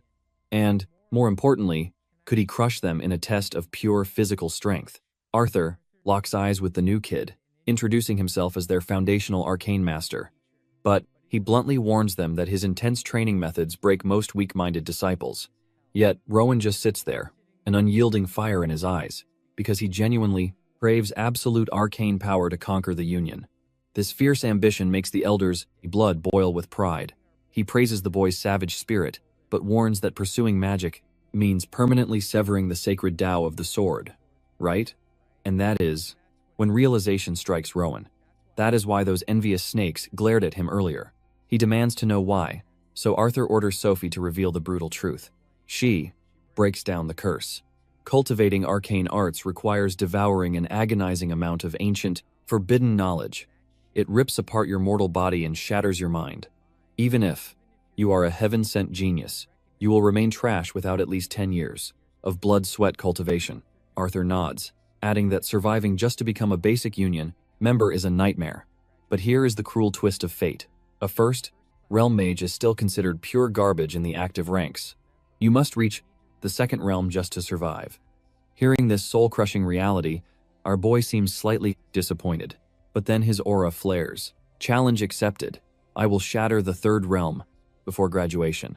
The entire room freezes in pure shock, because this arrogant rookie clearly lacks any concept of third realm immortal power. Arthur struggles to hide his amused smirk as he slashes the board, stating the sword Dao is the sect's primary weapon, while arcane cultivation is a path of divine enlightenment. Suddenly, he traces a terrifyingly complex formation for a basic blazing arrow technique.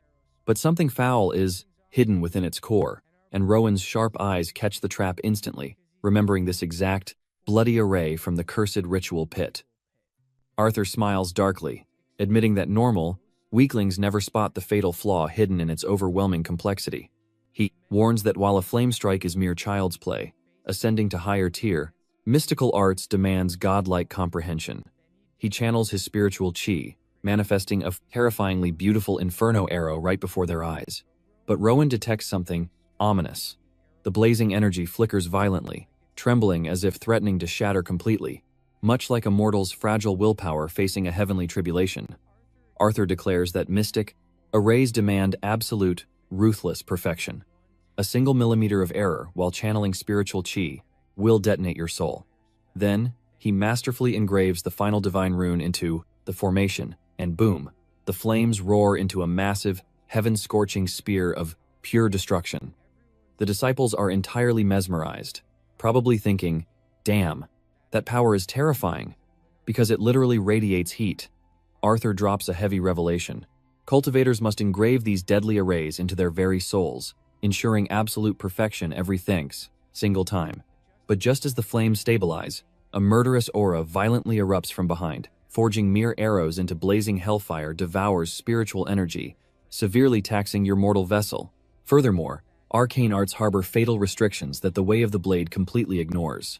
Sophie interjects, revealing that infusing raw spiritual aura directly into a bladed artifact proves infinitely superior to weaving convoluted arcane formations. The master warns that wielding aura exhausts the soul. Thus, a cultivator's ultimate strike relies entirely on their inner spiritual core. Rowan pieces the grim reality together. He finally grasps that an immortal's true potential is strictly bound by the depth of their aura, C. If this cruel law holds true, his cursed, shallow spiritual roots will become a fatal weakness. Yet, his fiery defiance sparks a thought. Perhaps mastering the ancient laws could reveal a forbidden shortcut, despite the heavens decreeing such a path. Absolutely impossible. Master Arthur suddenly throws a deadly trial his way, demanding what is required to manifest magic. Rowan accurately names the foundational theorem, boldly adding that memorizing such complex runes would be pure suicide during a bloody life or death. Clash. Hence, ancestors forged arcane arrays to perfectly embody the raw equations. Lightning strikes Rowan's mind again. The dark ink scarring the shelter leader's flesh was actually a combat array, completely shattering his previous naive assumptions. Master Arthur nods grimly, verifying that ruthless cultivators actively brand their bodies with formations to unleash instant devastation.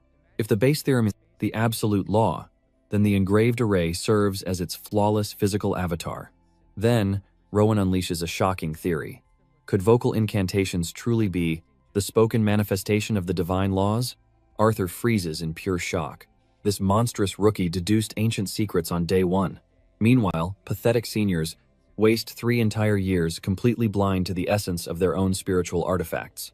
Rowan calmly dissects the truth. The profound scripture carved upon the tablet acts as the divine architecture for summoning hellfire. Since the carved array acts as a visual anchor, chanting serves as the auditory trigger to awaken the exact devastation. A proud smirk crosses the master's face, acknowledging a profound revelation that countless arrogant cultivators spend decades desperately chasing. Arthur validates that chanting requires breathing, perfect syllables, and injecting spiritual aura into every breath to forge true power. To prove it, he summons a cataclysmic inferno using nothing but a whispered command. He reveals that pacing, resonance, and inner fury directly mutate the technique's destructive scale, resembling a deadly symphony. And our underdog is entirely spellbound. No worldly poetry has ever captivated his hungry soul like this immortal doctrine. The master fears he might have crushed Rowan's spirit with these heaven-defying hurdles. Thus, He questions if the boy still dares to walk this treacherous path. The rookie smirks, "Hell yeah, I am even more fired up now." Arthur beams, kicking off the brutal training session by unleashing ancient demonic scriptures. He drops heavy tomes for the disciples to translate, and sheer terror instantly twists the young cultivators' faces.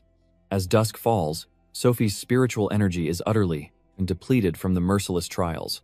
She deeply regrets stepping into so many hellish pavilions this season. Meanwhile, Rowan meditates calmly, utterly untouched by the exhaustion because this absolute maniac rigged his entire destiny with endless cultivation sessions. Zero rest, pure grind. His thirst for power borders on demonic obsession.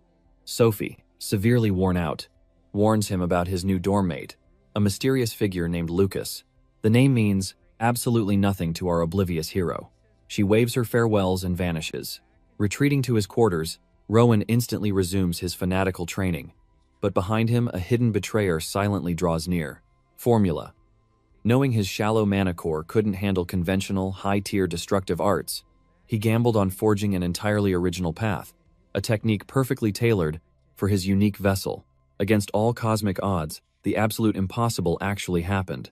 He manifested a brand new, functioning art.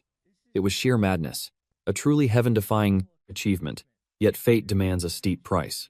The agonizing backlash on his mortal body was devastating. The technique triggered flawlessly, but instantly shattered his consciousness. Returning to their dorm, Lucas discovers Rowan lying lifeless on the floor, freezing completely in his tracks. What kind of slaughter happened here? Meanwhile, locked deep within the abyss of sleep, our protagonist suddenly hears a desperate, familiar echo. It was Sienna, drowning in bitter regret, fiercely cursing herself and the Academy elders for pushing his limits. They blindly assumed he was an invincible, heaven-chosen prodigy who could easily endure any brutal trial, but they were fatally wrong. Suddenly, piercing the darkness, our hero's eyes snap open. He awakens to Lucas looming above, hovering like a panicked guardian. The giant warrior exhales, overwhelmingly grateful that Rowan's soul had not crossed the Yellow Springs. He officially introduces himself as Lucas von Parcel, confirming his status as the new roommate. He's just thanking the heavens he didn't stumble upon a cold corpse.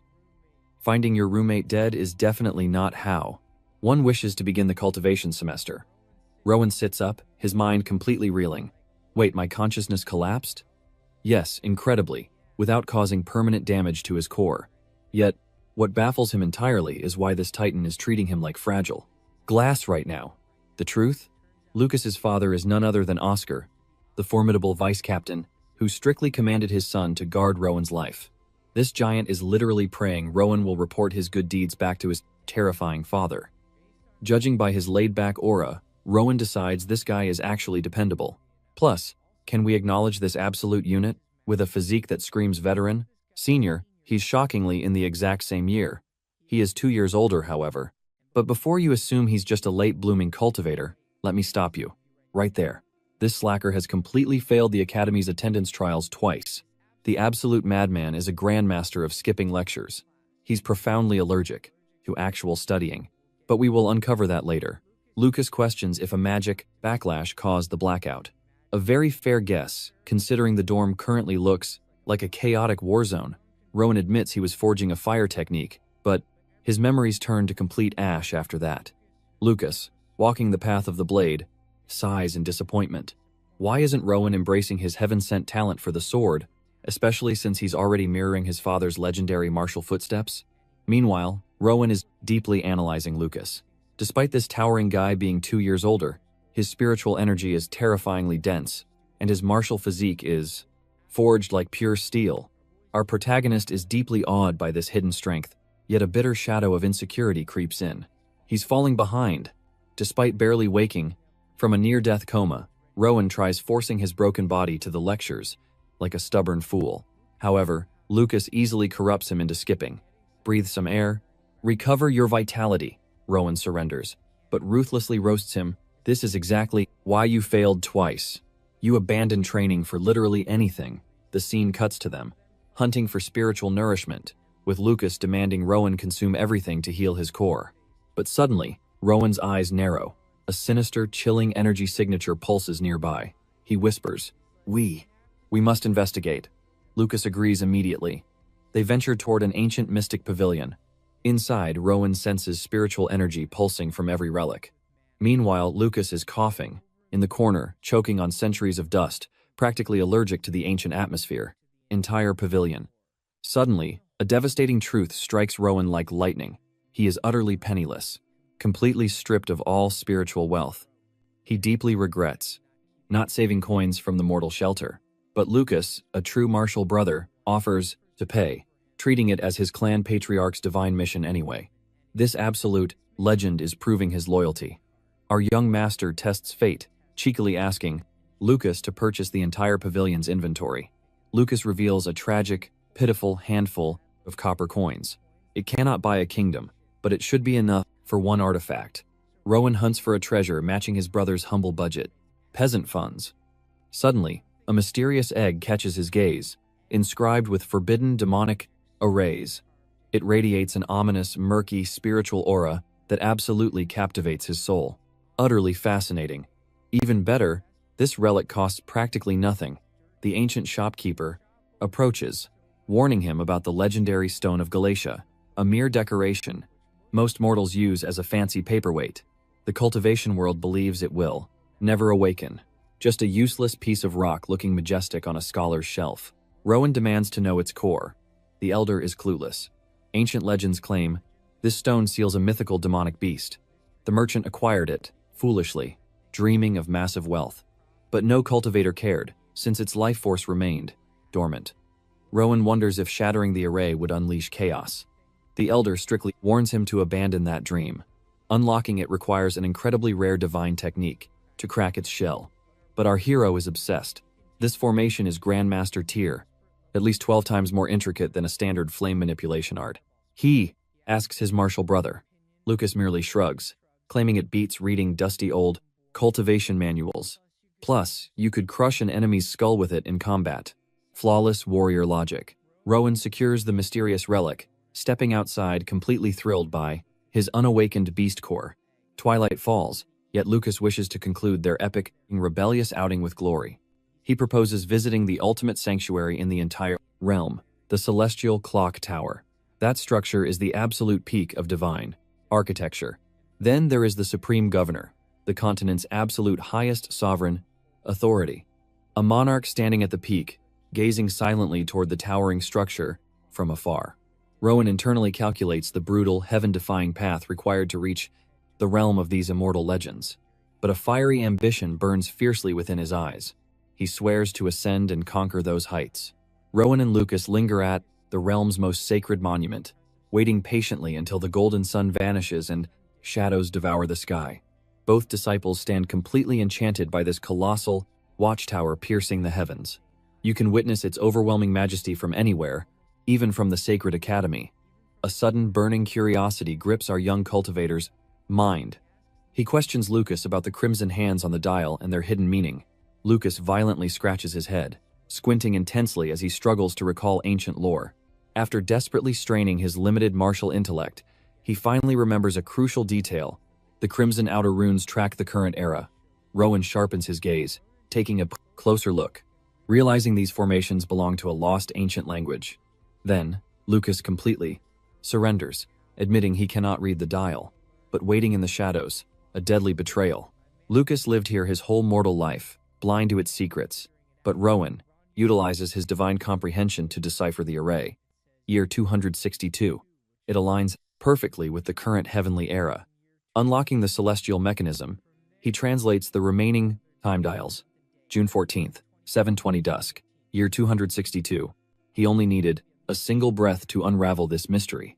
Meanwhile, Lucas, born under this very spire, remained blissfully ignorant. But the truth hidden within is pure, suffocating dread. The real reason Rowan fixates on this grand clock? It matches the apocalyptic tribulation witnessed through the divine tree. That karmic illusion revealed this exact tower as the epicenter of a realm-shattering annihilation. And if his spiritual memory serves him right, those cursed hands pointed to June 14th, exactly 10 years. From today, collecting their chaotic thoughts, the two disciples return to their shared cultivation quarters. Ensuring Rowan's soul is stabilized, Lucas tightly grips his battered wooden blade and departs. This arrogant fool might skip formal lectures, but his martial Dao training is relentless. Missing even a single day of body tempering makes his mortal flesh stagnate. Left in deafening silence, Rowan drowns in a vortex of terrifying revelations.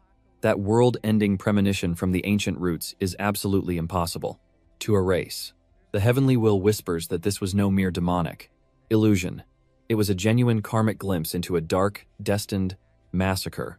If fate demands this tragedy, he must shatter the heavens to rewrite it. Seeking clarity, Rowan shuts his eyes and plunges into his boundless sea of consciousness. Step 1. Extract every shred of spiritual data etched into his divine soul. Activating his heaven-defying perception, he summons the phantom echoes of the cursed tower, rebuilding every single rune and brick with flawless precision, manifesting a complete spiritual array within his mind. Satisfied with the construct, he initiates the ++.com. Next phase, bridging the temporal gaps of his impending doom. Relentlessly, Rowan isolates environmental triggers from the past that will inevitably catalyze a slaughter in that blood-soaked future. Collapsed pavilions, shattered pillars, defensive arrays, every variable calculated. He remembers a mangled cultivator crushed beneath a massive, fallen roof. He meticulously superimposes the present peaceful illusion over his dark, blood-stained prophecy. Stitching the threads of fate together, he analyzes the timeline like a vengeful god. Trimming the karmic noise down to the absolute, core truths, he summons the soul-crushing memory of that hellish massacre. He reconstructs the divine tree's prophecy, pushing his spiritual sense to enhance every hidden shadow. For a split second, his mortal heart wavers. He dreads reliving that agonizing despair. But the memories surge violently, the slaughtered bodies scattered across the bloody earth. They were his comrades. Sophie, Lucas, Sienna, all laying there, cold, dead, and aged 10 years. A cruel destiny he absolutely refuses to bow down to. It brutally exposes how utterly pathetic and powerless his current cultivation is. A worthless failure, waiting to be butchered if he doesn't evolve. He must uncover his future cultivation rank from that vision. Digging through the chaotic mountains of spiritual data, he pushes his mind to the absolute limit. Finally, he grasps it, a glitching shard showing his older, future self. Yet, from this angle, his heavenly rank insignia remains completely hidden, but Rowan refuses to surrender to the heavens. His supreme intellect devises an insane technique to manually rotate the memory's axis, forcing his fragile soul to dive dangerously deep into the abyss. The apocalyptic vision of the Blazing Alliance. With every grim detail finally etched into his mind, he shifts his total focus to the phantom of his destiny. He zeroes in on his future chest, desperate to read his cultivation rank. But terror strikes him instead. The young cultivator feels his very blood freeze over completely.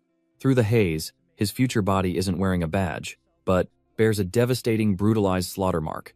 His chest has been ripped into a hollow void, exposing shattered meridians. It seems his martial brothers aren't the only ones doomed to a tragic downfall. He is fated to suffer an agonizingly brutal end. Gasping from that soul-crushing mental trial, he violently retreats. Ripping his spiritual sense from the demonic illusion, his eyes snap open. He sits in utter silence, spirit trembling as his mind races. Was this hellish premonition a dire warning, sent by the ancient tree? The Alliance's destruction would annihilate the mortal realm and shatter the continent itself. It spells absolute doomsday and the total eradication of all mortals. To his knowledge, this sacred tree was forged through forbidden arts, born of dark chi and doomed souls trapped between realms. Yet amidst that sea of blood, a shadowy, enigmatic phantom lurked in the illusion. Perhaps that dark entity hides the true key to this deadly curse. Rowan guards his mind with sharp suspicion regarding the prophecy's validity. However, to sever the chains of that destined massacre, he must forge a new fate using the fragmented secrets he possesses. The ultimate path to survival begins with absolute self-transformation. Since his doom seemed inevitable, his cultivation base stagnated while he donned the Alliance's cursed black robes. Rejecting that sect entirely might just ripple through the river of time. Maybe he could seize power within the Elder Pavilion instead, claiming their crimson robes. Or, daring the impossible, he could defy the heavens. He will hunt the supreme white mantle reserved solely for the Grand Sovereign. ascending to peak power before doomsday strikes in 10 years. When dawn breaks, the disciples prepare for martial lectures after their rebellious escape. Lucas warns Rowan that Master Daphne summoned him to the Intersex Pavilion before training. Having passed the decree, Lucas casually strolls toward the academy grounds, likely plotting his next vanishing act. Rowan stands frozen, quietly agonizing over why an elite elder would demand a private audience. It screams impending disaster, right? Stealing his nerves, he wears his academy robes and marches into the Elder's Hall, where Master Daphne immediately blasts him with an overwhelmingly protective aura, interrogating his vital signs after yesterday's sudden chi deviation. Turns out that traitor Lucas confessed everything, allowing the Master to mercifully grant him recovery time, saving his precious standing in the sect rankings. She views his training scroll like he's insane, lecturing him on hoarding too many divine techniques, desperately pleading with him to abandon a few before his meridians shatter. But Rowan remains unyielding. He refuses to surrender a single scroll. His blood boils with fierce anticipation for the trials he hasn't even faced yet. Master Daphne remains crippled by guilt, fearing she shattered his core. But our hero smiles fearlessly, swearing on his honor he will conquer his limits. But as he turns away, a deadly shadow awaits outside. Assistance, offering his deepest gratitude before marching straight toward his morning lecture. Here is the insane truth. Rowan's core cultivation feels so effortless. He absorbs aura just by breathing. Basic grinding barely takes any time now. But far more importantly, our protagonist unlocked a crucial mission. He swears to forge his mortal friends into immortal powerhouses. The very instant he steps inside the academy hall, every single student snaps their gaze toward him, holding panicked, "Are you still alive?" expressions painted across their faces. The entire class had discovered the bloody ambush and felt true terror. Rowan is deeply moved by their loyalty, fueling his burning drive to force them to level up. His strategy? If he pushes everyone to achieve divine immortal power, then maybe, just maybe, they can cheat death during the apocalyptic betrayal he knows is approaching. Stepping up, Rowan commands the chaotic room's attention, declaring he requires a massive favor from every student present.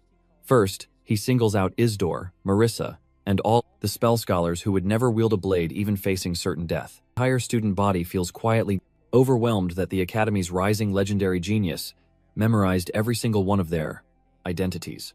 These guys are basically nameless background fodder, yet he still recognizes their worth. Sophie, endlessly curious, interrupts to demand why he is suggesting this insane idea out of nowhere. Rowan demands that everyone master both paths, spiritual magic and immortal swordsmanship. He fears this trial is too demanding. But here is the hilarious twist. The female cultivators are already captivated by his overwhelming main character aura, instantly agreeing to obey his every command at this exact moment. Absolutely. The male disciples, however, are fiercely glaring at this ridiculous demand, thinking, "We chose our cultivation paths for a reason. Why invite a totally lethal burden?" Rowan understands their hesitation, but instead of preaching, he proves actions scream louder than empty promises. He faces his roommate, Lucas, the absolute last warrior you would ever imagine casting a spell, begging him to test basic mana theory for just one single day. Rowan actually breaks his stubbornness. Defying this boy's unbending will is completely impossible, and suffers a massive shock because 0 seats remain empty. He had heard the wild whispers about Rowan, commanding everyone to gather here. Honestly, the master feels absolute hype witnessing a completely overflowing cultivation hall today, all orchestrated by our genius. Rowan simply aims to prove to these warriors that mana is not some unreachable divine mystery. Hearing him preach about spiritual arts with blazing passion, Professor Arthur grows deeply intrigued and asks what miracle Rowan plans to unleash. Our protagonist requests access to the sacred teaching platform immediately. The Supreme Elder chuckles, openly inviting the young prodigy to the priest plant's vanguard to show his worth. Lucas nervously waits in the stands beside Sophie, not knowing if he feels deep shame or fierce pride that his blood brother shows absolutely 0 mortal fear. However, while Rowan prepares to shatter their reality, a chilling nightmare begins unfolding outside the academy gates.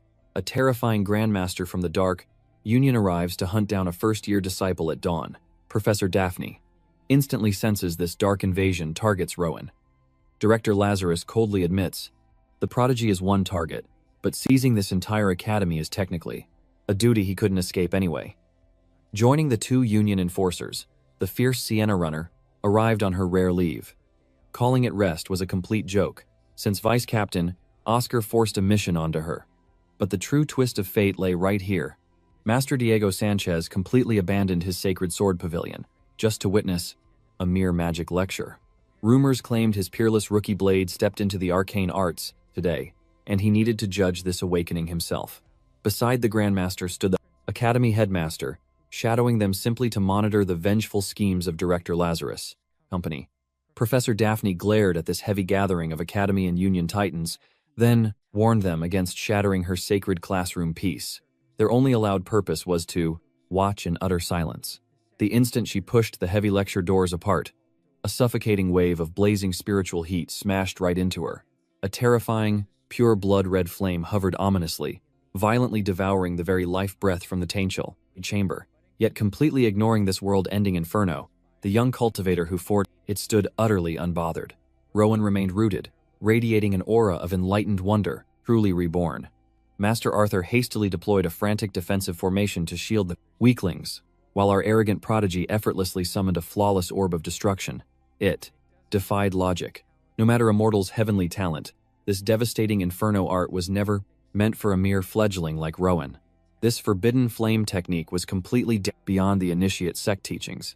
Hell, even the basic flame dart, sitting an entire realm beneath this inferno orb, takes senior disciples 5 full years to master, and only for the heaven-blessed geniuses. So how in the realms did this insignificant rookie unlock a devastating power he had absolutely no right to wield for 5 lifetimes?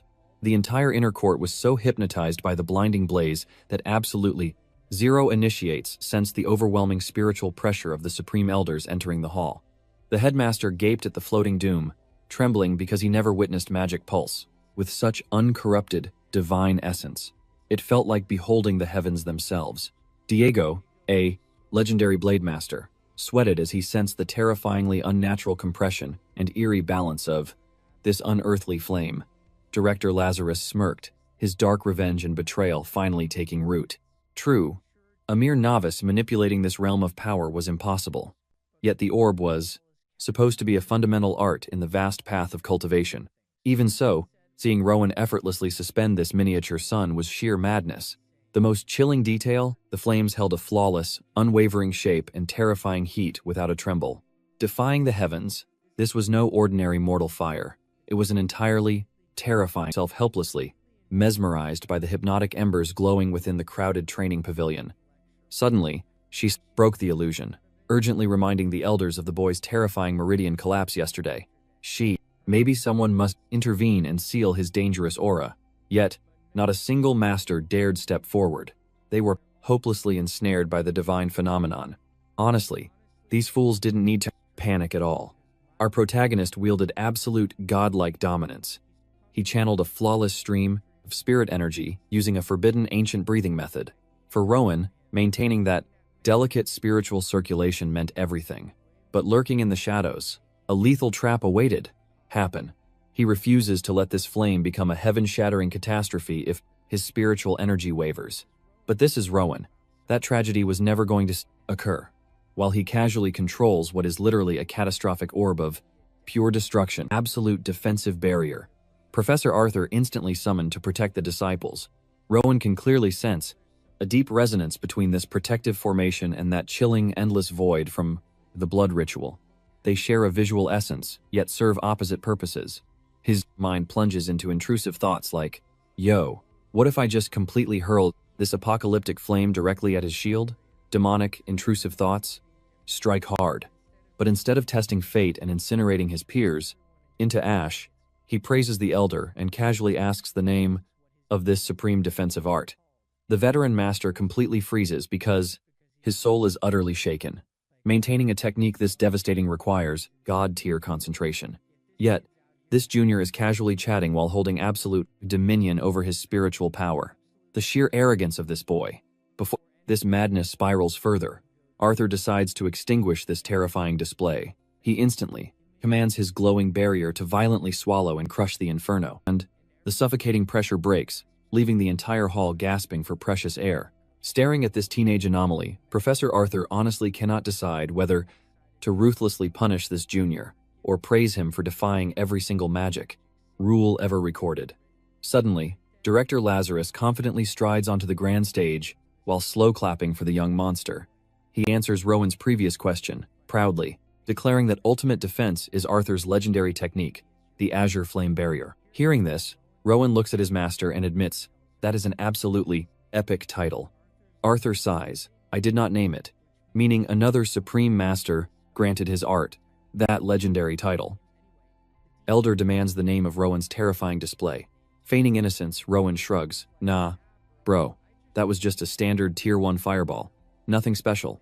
However, any cultivator with basic spiritual awareness immediately knew that apocalyptic technique was absolutely not some mortal tier spark. And Rowan knows this dark truth perfectly well. He quickly averts his gaze, admitting he played the fool. He hasn't officially named this cursed art. Director Lazarus intervenes coldly. As the bureau chief, he cannot simply turn a blind eye to this absence, trusting his master's ultimate defense to catch any fatal mistakes. His only motive was shattering his fellow disciples' illusions of what was magically possible. He wanted to ignite their dormant potential. Perhaps they possessed curiosity, yet feared the heavenly backlash. The elder notes that manifesting such destructive magic before ascending is already legendary. So, what do you call a mortal novice achieving this? This was Rowan's method to shatter fate itself. He only speaks so casually because he is completely oblivious to the monstrous, heaven-defying anomaly he truly is. However, Arthur begins questioning his entire path as a grandmaster. Did his teachings suppress their true power? But lurking nearby, deadly revenge waited in his outdated cultivation methods. This arrogant rookie just shattered his rigid, old-school sect teachings wouldn't awaken every disciple's core. Suddenly, Rowan pivots toward the Grand Elder, demanding the arena floor for another moment. A blazing ambition burns within him to show these fools. Our protagonist summons his dorm brother Lucas, catching the seasoned swordsman totally off guard. Lucas is internally panicking, screaming, "Why am I always the sacrificial lamb?" Yet he trudges up the stage steps, because defying a genius is suicide. Once Lucas stands before the crowd, Rowan declares he will help this Blade Master awaken his first spiritual technique.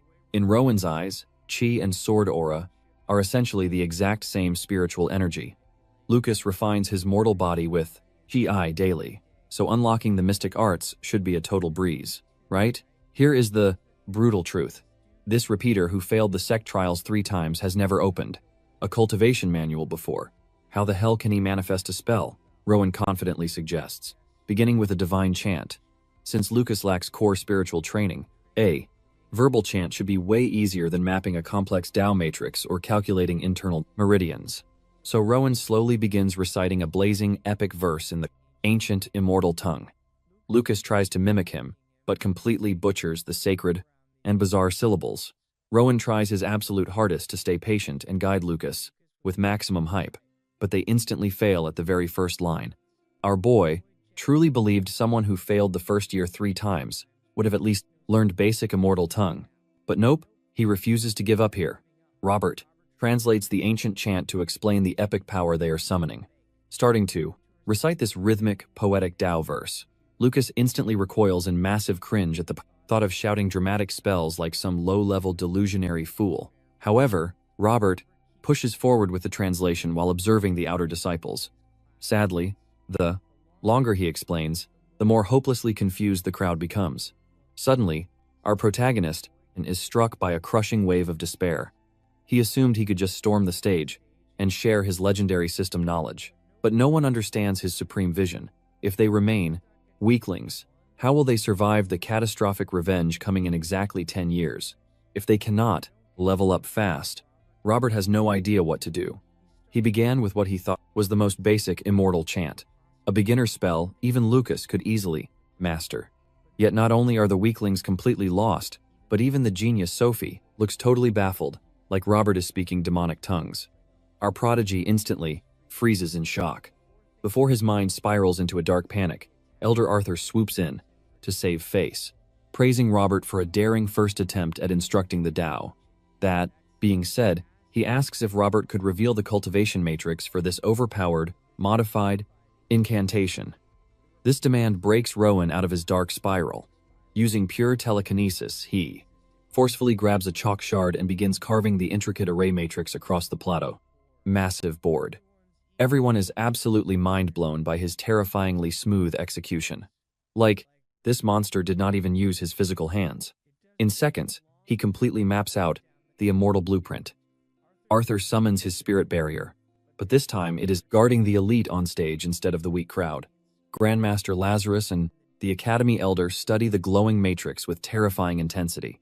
When questioned about where he acquired this forbidden matrix, Rowan coldly states he never copied it. He merely saw what Elder Arthur drafted and casually evolved it. Any cultivator with half a brain can instantly realize this is no basic tweak. But in the shadows, what dark betrayal secretly awaits? Forged a cultivation technique perfectly tailored to his own soul. He has no clue how utterly insane his claim is. Bro basically manifested an ancient Deo matrix completely from scratch. The director and dean silently exchange a grave look. They desperately must plot their next move, secretly calling an AJAS, exclusive counsel elsewhere. Before vanishing, Director Lazarus heavily praises him for revealing such a heaven-defying formula. Meanwhile, the Grand Dean confronts the shadowy dark elf, demanding her name. She officially salutes, declaring herself Sienna from the Pillar of Faith.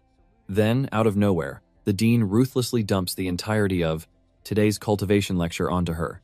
Just teach them anything. Make them study, grind sword arts, or whatever. Anything works as long as nobody perishes. Professor Diego also has the sheer audacity to dump his session onto poor Sienna, who was literally just vibing in the wrong sect territory at the worst time. Before he bails, one final detail remains. Elder Arthur shatters the spiritual barrier that was isolating them from the disciples. The elders make their swift exit to discuss crucial sect business, leaving Sienna totally alone with a hall full of chaotic rookies. The grand hall vibrates with frantic whispers about the recent miracle. Sienna ruthlessly silences them all by slamming her fist onto the sacred desk. That single, terrifying move shocks the disciples into dead silence. Sienna, elite of the Pillar of Faith, coldly announces she is temporarily commanding the remaining cultivation classes. Internally, her soul is panicking. She's completely out of her mortal depth here. She was not forged for teaching, bro. And, honestly, can you blame her? She is meant to be a frontline warrior, and candy for us. Wait, that sounds completely wrong. Anyway, the entire elder faculty, including those witnessing Rowan's god-tier spiritual showcase, just got violently summoned in for an emergency council. Some of these elite masters are heavily bugging out because, apparently, this brutal level of committee meeting has not happened in centuries. Director Lazarus strides in perfectly calm as usual, ready to brutally drop the main agenda concerning Union Academy's cultivation policy. First up, on the bloody chopping block, our boy Rowan, the absolute literal reason they are gathered in the first place. Elder Arthur suddenly stands, laying out the shocking facts about this kid and his immortal fireball situation. The old master's mind is blown because apparently this rookie, a literal first year, just analyzed a complex spiritual spell and went, nah, I will forge my own destiny, manifesting something completely unique. Sure, the sheer power was weak, but homie straight up edited the magic Deo formula. Like he was manipulating the heavens.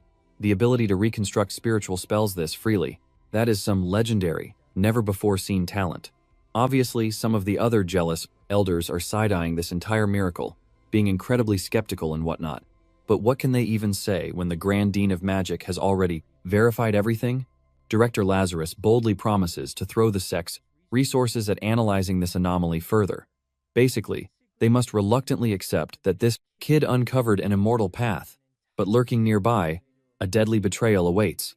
A peerless heaven-defying talent. Rowan is a once-in-a-millennium immortal genius. But the sect must figure out how to cultivate this supreme prodigy without ruining his destiny. Suddenly, one radical elder suggests letting him enter the inner pavilion early. Instantly, the council hall erupts into utter chaos. Spiritual auras clash as elders viciously scream. Yet, they reluctantly agree. Real combat experience is the only path, but they fear future betrayal. Thus, they suspiciously ask if hidden shadows plague the boy. Grand Elder Arthur falls dead silent, his spiritual sense trembling. Finally, he drops a devastating bombshell. The elders are incredibly baffled, simply because Rumors claim the boy is extremely polite. Arthur does not deny this, but fears Rowan completely lacks human empathy for mortal suffering. You see, the pavilion demands absolute power and ruthless efficiency above all, with deceptively simple spiritual interrogation with an examiner who values mortal morality.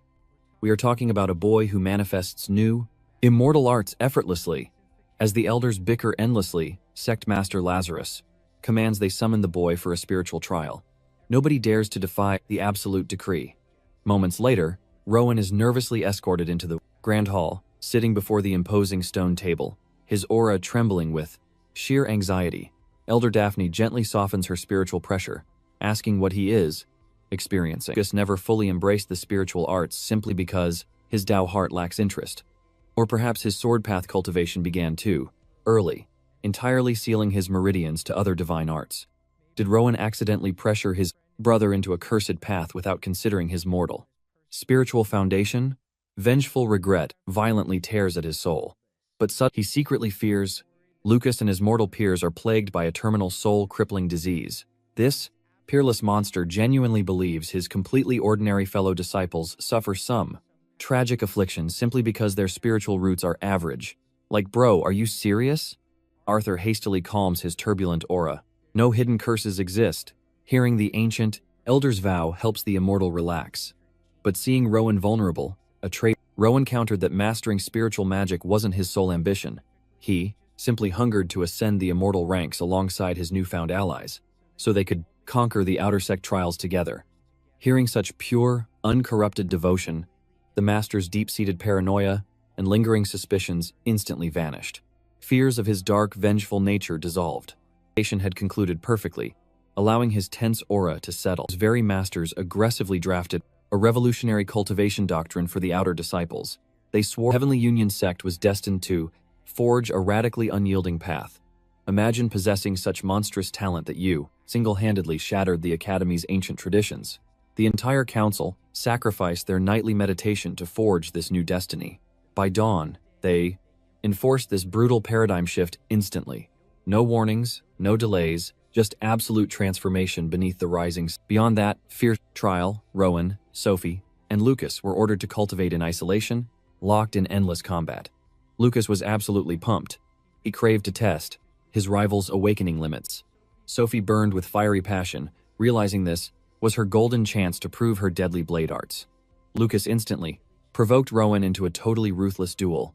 Sophie bided her time. When her slash-and-aid moment arrived, mere seconds passed before her practice blade was brutally blasted out of her trembling grasp. Yet Sophie refused to surrender. Spotting a vulnerability, she lacked the foundational speed to strike. Through endless blood refinement, maybe she could finally confronting him to uncover the fatal weaknesses in her style. Recently, Lucas mockingly interrupted, stripping and away the polite filter, telling her to stop swinging like a total noob and aim. Her foundation trembled under pressure, exposing a pathetic physical weakness. Rowan admitted Lucas sounded brutal, yet spoke undeniable truths. However, that arrogant bastard's analysis missed the crucial secret. Currently, Sophie wildly split her spiritual essence 50-50 between her upper and lower meridians. By simply channeling a heavier surge downward, her stance becomes an unbreakable mountain. While Rowan bestowed profound enlightenment, Lucas just absolutely trashed her. Watching his elite trinity flexing in chaotic harmony forced Master Diego to smirk. Suddenly, seeing his pure heart, the elders realized their fearful suspicions were completely unfounded. Days pass, and our young cultivator meets his master once again for a secluded guidance session. Elder Daphne has essentially become his solitary guardian angel in this cutthroat sect, providing crucial resources for him to endure the inner court. Surprisingly, he is leveling up rapidly. He stopped, carrying heavy emotional scars regarding his allies. Our protagonist finally grasps their true martial potential and fatal flaws. Elder Daphne sits back, immensely proud that this absolute prodigy has finally awakened his ability to feel human empathy. The Academy praise his progress, sharing spirit pills, enjoying this deceptively peaceful existence. However, a sudden trial leaves our dense hero entirely bewildered. Beautiful Junior. Professor, Daphne struggles to hide her amusement, fully knowing teenage passions burn fiercely, and Youthful desires are truly inevitable. Yet Rowan coldly rejects every single romantic advance by suggesting they cultivate their chi instead. Our boy remains oblivious to worldly temptations. Digging a little deeper, Daphne gently interrogates him, suddenly asking if any specific female disciple securely holds his attention. Instantly, one singular name flashes through his mind: Sophie. He declares that she absolutely transcends these ordinary mortals. But before any romance blooms, he coldly clarifies she possesses legendary, flaming sword intent, and unrivaled fire attribute mastery among the novices. Truly, heart-fluttering logic, right? In truth, Rowan formed a deep bond with her after uncovering her intensely tragic, blood-stained past. It is brutally dark. Sophie is Pine, actually an unacknowledged bastard of a treacherous noble clan, used by her ruthless father, merely as a highly disposable political pawn, enduring soul-crushing expectations and hidden betrayal since early childhood. Next is Lucas, the final combat party member. Rowan highly respects his terrifying physical dominance, openly acknowledging his boundless brute force holds invaluable combat secrets. However, hilariously, our absolute genius protagonist suddenly drops a utterly savage theory regarding Lucas. He suspects this body cultivator trained until his brain mutated into solid muscle, explaining his absolute hatred for ancient texts. Literally, Rowan visualizes his comrade's skull packed entirely with dense bicep fibers, forming pure muscle where the mind should exist.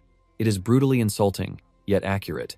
Acting incredibly honorably, Rowan forcibly tutors this meathead to prevent him from failing the earthly trials again. A true display of righteous sect brotherhood, apparently. Elder Daphne quietly listens, deeply unsettled by this cold analytical breakdown, but she accepts that peerless monsters operate on another level. Following this exchange, Rowan confidently marches toward Master Arthur's chambers to confront his crippled mortal, Vessel. Frankly, pitying this overpowered boy feels completely ridiculous. Our main character already possesses god-tier mana affinity, despite his pathetic bodily limits.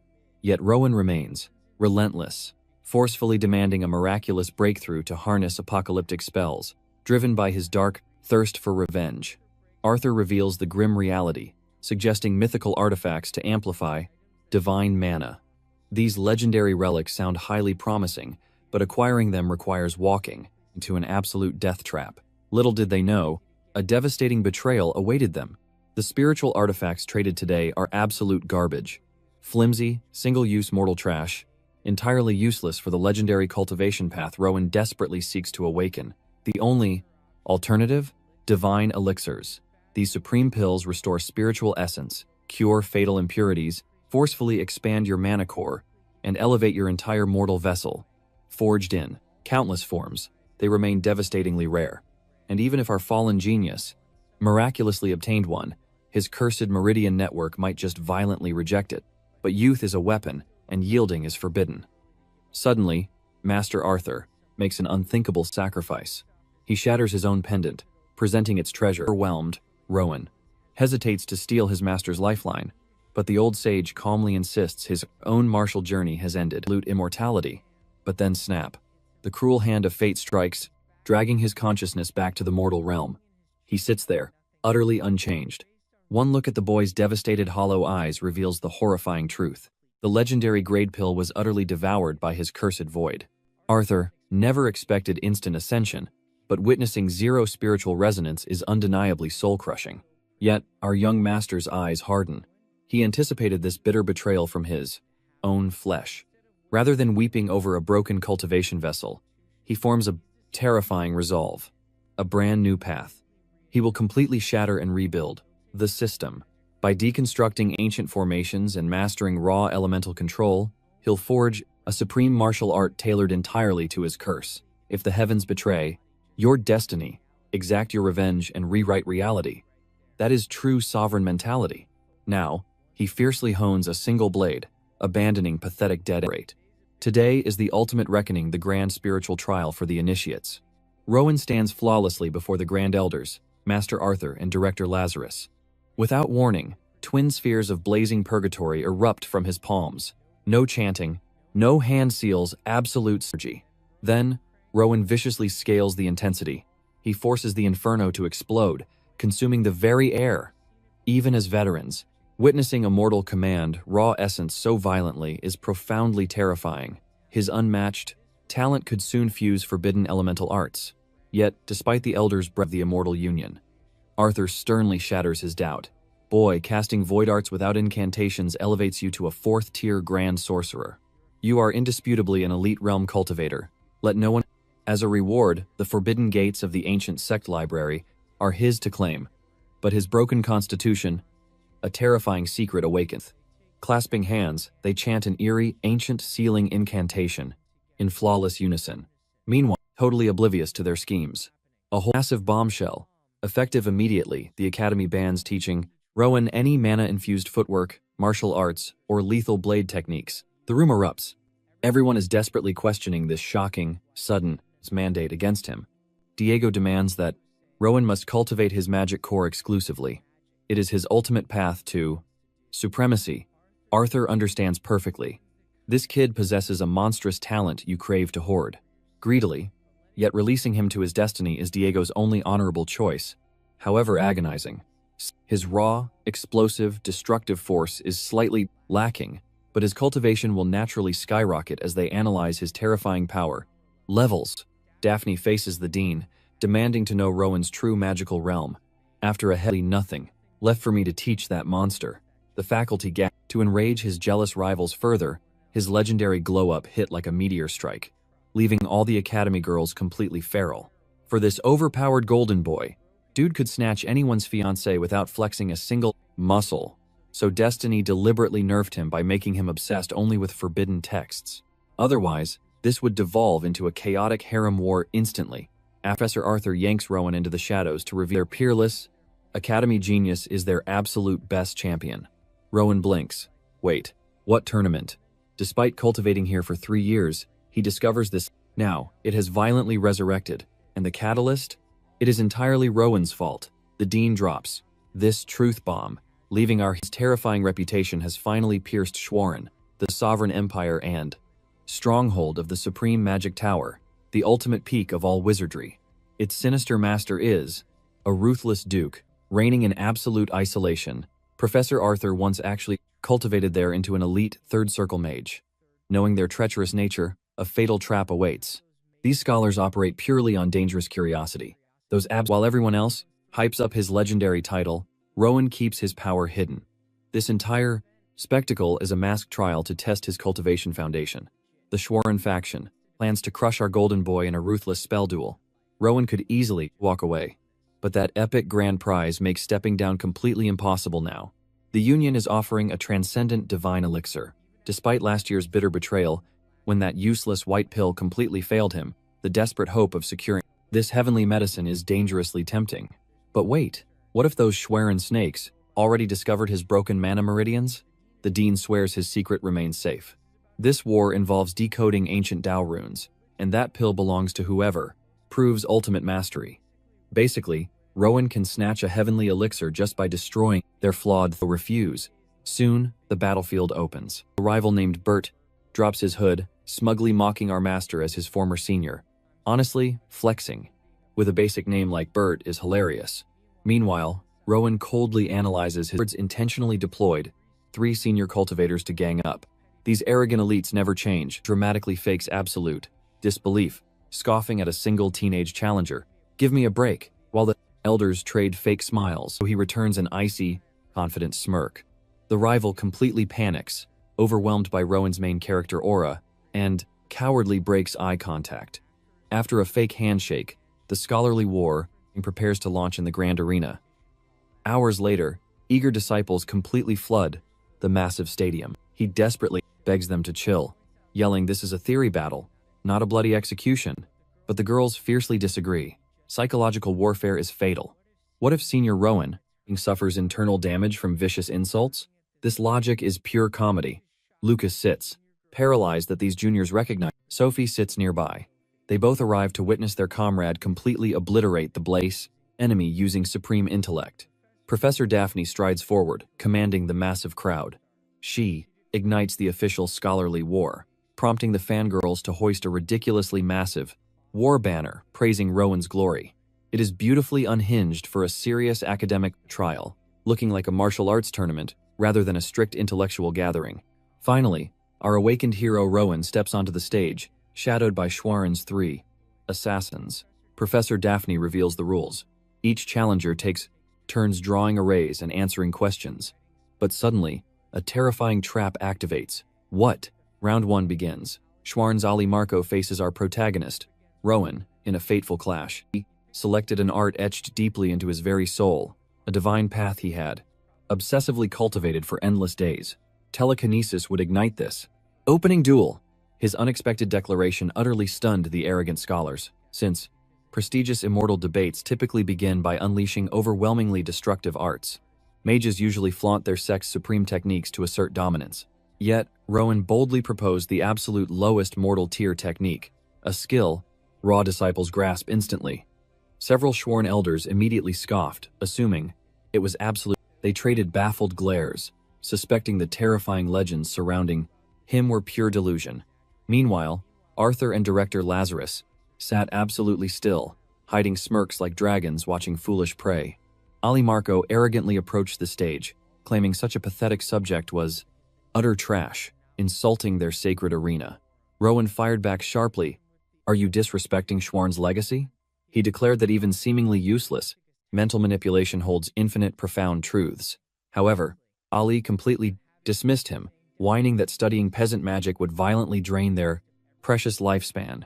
Rowan unleashed a devastating philosophical strike. Mustn't cultivators seek enlightenment in all mysteries, however seemingly insignificant? That single verbal blade slaughtered Ali's pride. Exhausting his arrogant resistance, he surrendered to the topic. Maintaining his refined superiority, the genius, Rowan inquired about Ali's chosen subject, refusing to stoop to such disrespectful tournament etiquette. Here, Ali made a fatal miscalculation against Rowan. He sneered, demanding a fiery, explosive debate. He mocked, claiming such volatile arts might overwhelm a youth, yet welcomed, crushing a weakling. Arthur instantly saw through this betrayal. Schwarn had plotted against Rowan's fiery weakness, crafting a vicious snare, but he shattered convention. Why merely dissect techniques when you confuse them? Shattering mortal comprehension. Rowan lazily levitated writing chalk using only his formidable spirit. 0 incantations, 0 seals, absolute silence. He began carving his divine array on dying heaven. Desperate to save face, Ali forced his own mind to draft his theories, yet muttered pathetic incantations endlessly, struggling immensely to stabilize his aura. The power gap was utterly humiliating. The rival scholars glared at the chalk, frantically decoding Rowan's profound script. Facing the judgment phase, Ali presented first. He displayed incredibly rigid, isolated arrays for both respective elements. Traditional, doctrines forged by ancient masters, lacking any revolutionary spark or evolution. Mental manipulation was dangerously basic, but a horrifying twist awaited. A drop of spiritual chi is enough. Initially, he merely planned to argue that cultivators ruin their foundation by abusing raw magical force. But thanks to Ali's arrogant provocation, our young master felt inspired to attempt a legendary fusion of 2 elemental arts. He gestures toward his array board, revealing transformed heavenly runes. Magical chalk he levitated violently spins, create fire. Within mere minutes, this prodigy invented a supreme Tao to turn an Aneros, an ordinary object, into a blazing inferno. He totally rebuilt the foundational laws of reality itself. As a joke, this display completely shatters everything their mortal minds ever comprehended. For anyone completely blind to Rowan's divine talent, this absolute terror feels paralyzing. Fortunately, still twirling the burning artifact, Rowan casually preaches immortal Tao concepts directly linked to these supposedly mortal arts. The Schwarn seniors are suffocating, and poor Ali Marco is battling severe soul damage in real time, realizing he blindly provoked an actual god. Concluding his immortal lecture and making everyone feel like useless trash, Rowan genuinely asks Ali if he has insights to share or corrections to offer the Grandmaster. But here is the absolute tragedy. Rowan is dead serious. He genuinely seeks to cultivate knowledge, but Ali cannot mimic this divine technique. He understands nothing and is facing total destruction by magic incarnate hiding in a teenager's body. He suddenly chokes. Black blood erupts from his meridians, and he blacks out. Our villain literally suffered chi deviation from mere words. The Elder surrenders the spiritual treasure, praising Rowan's glorious display despite their utter defeat. He strictly advises Rowan delay consuming the legendary pill. Now that we watched arrogant elders get their souls annihilated, let us shift to our supporting cast. Meet Rita, a third-year inner disciple of Union Academy, as every single female cultivator in the sect desires him. This monster receives endless jade slips, and half the new outer disciples enrolled just to worship his shadow. Rita knows she is nothing but an ant in his divine presence. But today she chooses to defy her fate. The final Academy day has arrived. She condenses her willpower, crushes her fears, and confesses every. He questions if her racing pulse is truly genuine affection. He details how true lovers suffer signs resembling madness, absolute euphoria, divine ecstasy, and profound pity, soul-crushing longing, crippling fear, and venomous jealousy. He gambles her soul lacks that ferocious obsession for him, and before the heavens rage, he refuses to invalidate her mortal feelings. Perhaps she feels something. Perhaps his rising status or handsome face sparked her teenage pulse. But is that a true soulmate bond, or merely fleeting admiration? Rowan simply demands Rita search her deepest spiritual sea. If Earth has perfected the brutal martial art of betraying mortal hopes mercilessly, Rita felt a supreme heavenly tribulation of absolute clarity strike her. So this was her fate. Today, her 3-year romantic cultivation journey was ruthlessly annihilated by her beloved. Yet through that soul-crushing agony, she holds zero regrets. Bearing your fragile mortal's emotions to your crush requires true warrior spirit. Rita's tragic one-sided romantic tribulation finally shattered on Year 3's final day, and honestly, her spirit feels lighter. Meanwhile, the academy scene erupts as Daphne announces to the disciples, "Listen up, director. Lazarus from the Heavenly Administration is here to drop sacred knowledge." Immediately, every disciple claps like obedient outer sect members. The bald master ascends the grand podium, delivers his supreme doctrine, and declares, "All right, lecture complete. But if you seek enlightenment, ask away." Instantly, Mr. smirks, "Listen closely, not just any trash can enter our sect. This domain is pure elite ascension. Make it inside, endless wealth, peerless glory, and absolute power for revenge become yours. Heavenly bounties are so massive, you only need to focus on your bloody sect missions. It is the most supreme position in the entire mortal realm." The outer disciples lose their damn date. The entire hall freezes in utter shock. Then, a sharp-eyed youth raises his hand with a dangerously clever question. He demands, "Too weak." The elite master is genuinely impressed.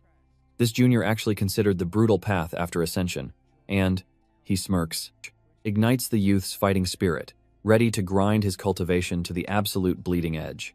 Meanwhile, our main character Rowan sits buried beneath mountains of ancient scrolls, recalling when Sienna claimed his spiritual root mirrored the legendary ancient elves. While ruthlessly digging through forbidden, forgotten texts, he uncovers a shocking truth about their primordial, immortal powers. They dominated by commanding ancestral spirits instead of circulating raw mana. Rather than forcing the wind element themselves, they would summon a wind sovereign to destroy enemies. They enslaved elemental gods. But as he attempts this, how did an ancient race lose their divine power overnight? But when the sacred tree was annihilated, their ancient magic vanished. The truth hits him. That invisible current is not spiritual energy. It is pure mana. Our main character confronts Arthur for answers, but the Grandmaster Rowan reveals he scoured countless forbidden archives, finding absolutely nothing.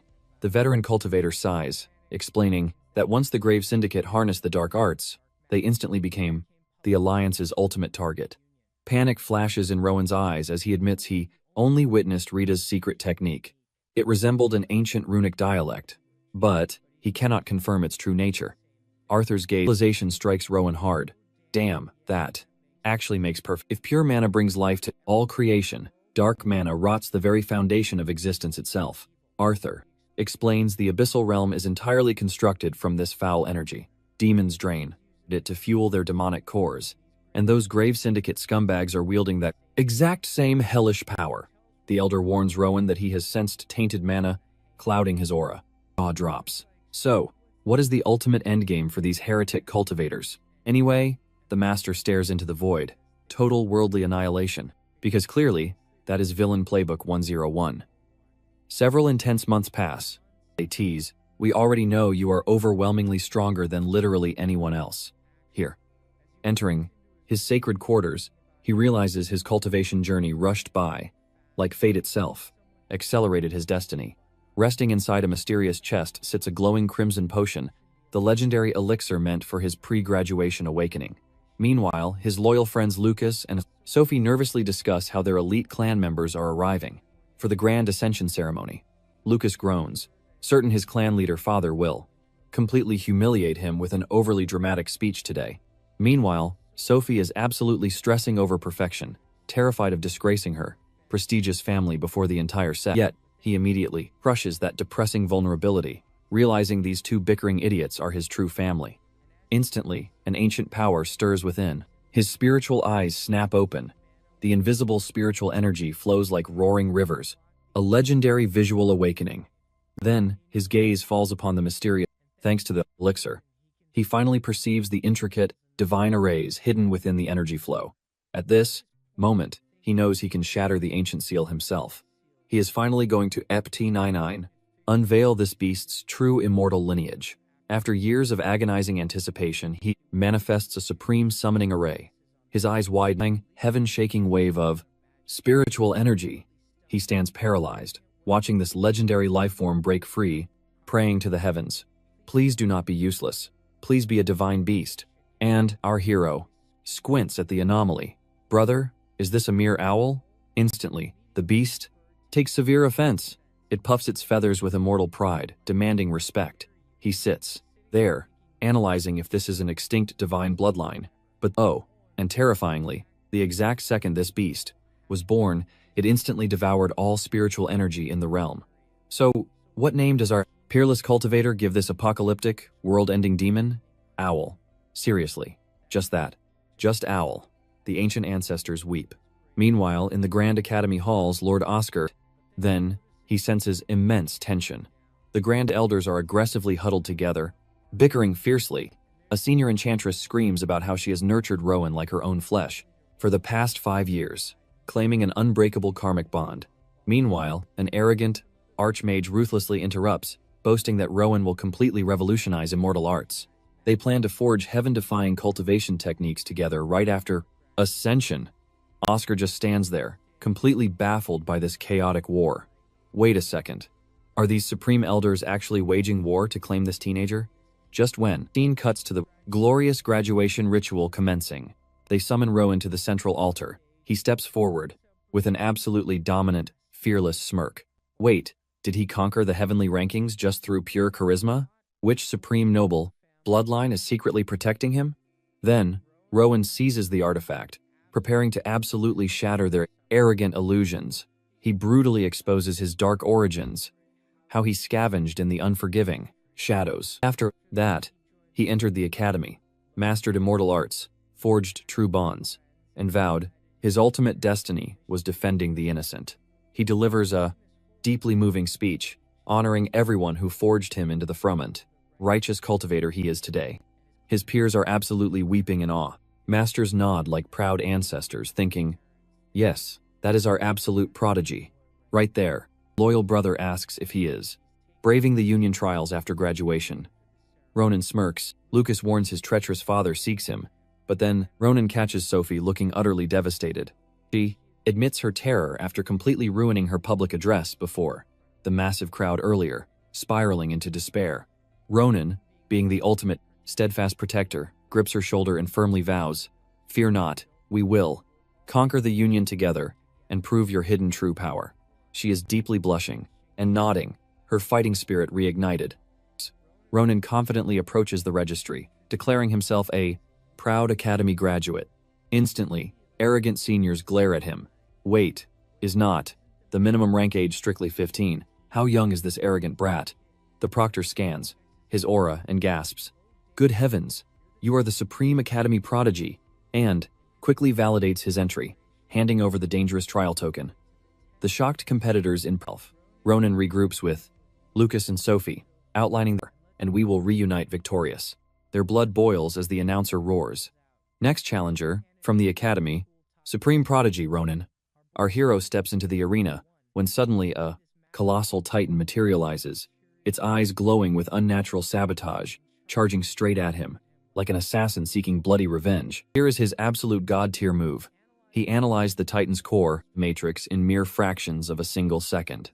It rapidly dissolves into nothingness until only its crystal core remains suspended in midair. Perhaps a basic spark if they felt arrogant. But no, Ronin just casually unleashed an absolute god-tier cultivation technique that left the entire arena shaking in sheer terror.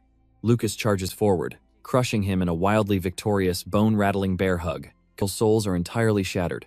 You revealed terrifying immortal power in round 1. Should they just destroy their cores and retreat? Lucas roars with laughter, puffing his chest out to proudly announce, a tragic fate for these weaklings, because the great Lucas Tamine has not even unleashed his divine might just yet. Amidst the victorious aura, feet trembling like a terrified spirit. Trying to ignite her wavering confidence, he calls out, "Hey, we will ascend to the Union together." It's her. The elder announces her name, and her entire body fiercely shakes with every step forward. Raw, unyielding fear bleeds from her aura. A massive earth demon materializes instantly. He boasts, "It is a divinely complex secret art, a relentless barrage of strikes flowing like violent illusions, practically impossible to block, but profound depth is required. The blade demands devastating weight and lethal focus." Should have mastered basic cultivation before disgracing herself before true masters. But ignoring their toxic whisper, murderous intent, she launched a lightning assault against the dead, and it was completely eradicated. The arrogant disciple ing low. Meanwhile, Rowan simply crossed his arms, wearing a proud, knowing smirk. That is her true power. Self stood frozen, completely stunned by her own godly speed. The elder judge, still stuttering through his shattered composure, nervously declared her victory and granted her the sacred union seal. The entire audience erupted into absolute chaos. Did she just butcher a heavy demon, like thin parchment? What terrifying divine speed was that? Watching from the shadows, Lucas and Rowan grinned wildly. They knew she had concealed 50% of her true strength, yet their spiritual eyes caught 6 overlapping phantom strikes in one breath. Returning, she is showered in praise. Lucas, being his usual arrogant self, playfully mocks her. "Your blade looked slightly dull today. Did the Grand Marshal stage shatter your focus?" Cracking struts into the killing zone, flat obliterating its demonic core instantly. Standing amidst the wreckage, he admires his brutal devastation. Apologies. The elder judge is trembling on the verge of madness. 3 cultivators obliterating the trial. But nearby, a betrayed rival plotted their bloody revenge. Is this some insane cultivation speedrun? The heir tells Rowan to claim this sanctuary and shout if he requires anything. Rowan expresses gratitude for the shelter, but Lucas casually brushes it away. As trivial, announcing the evening feast awaits, urging him to wash away the battle dust first.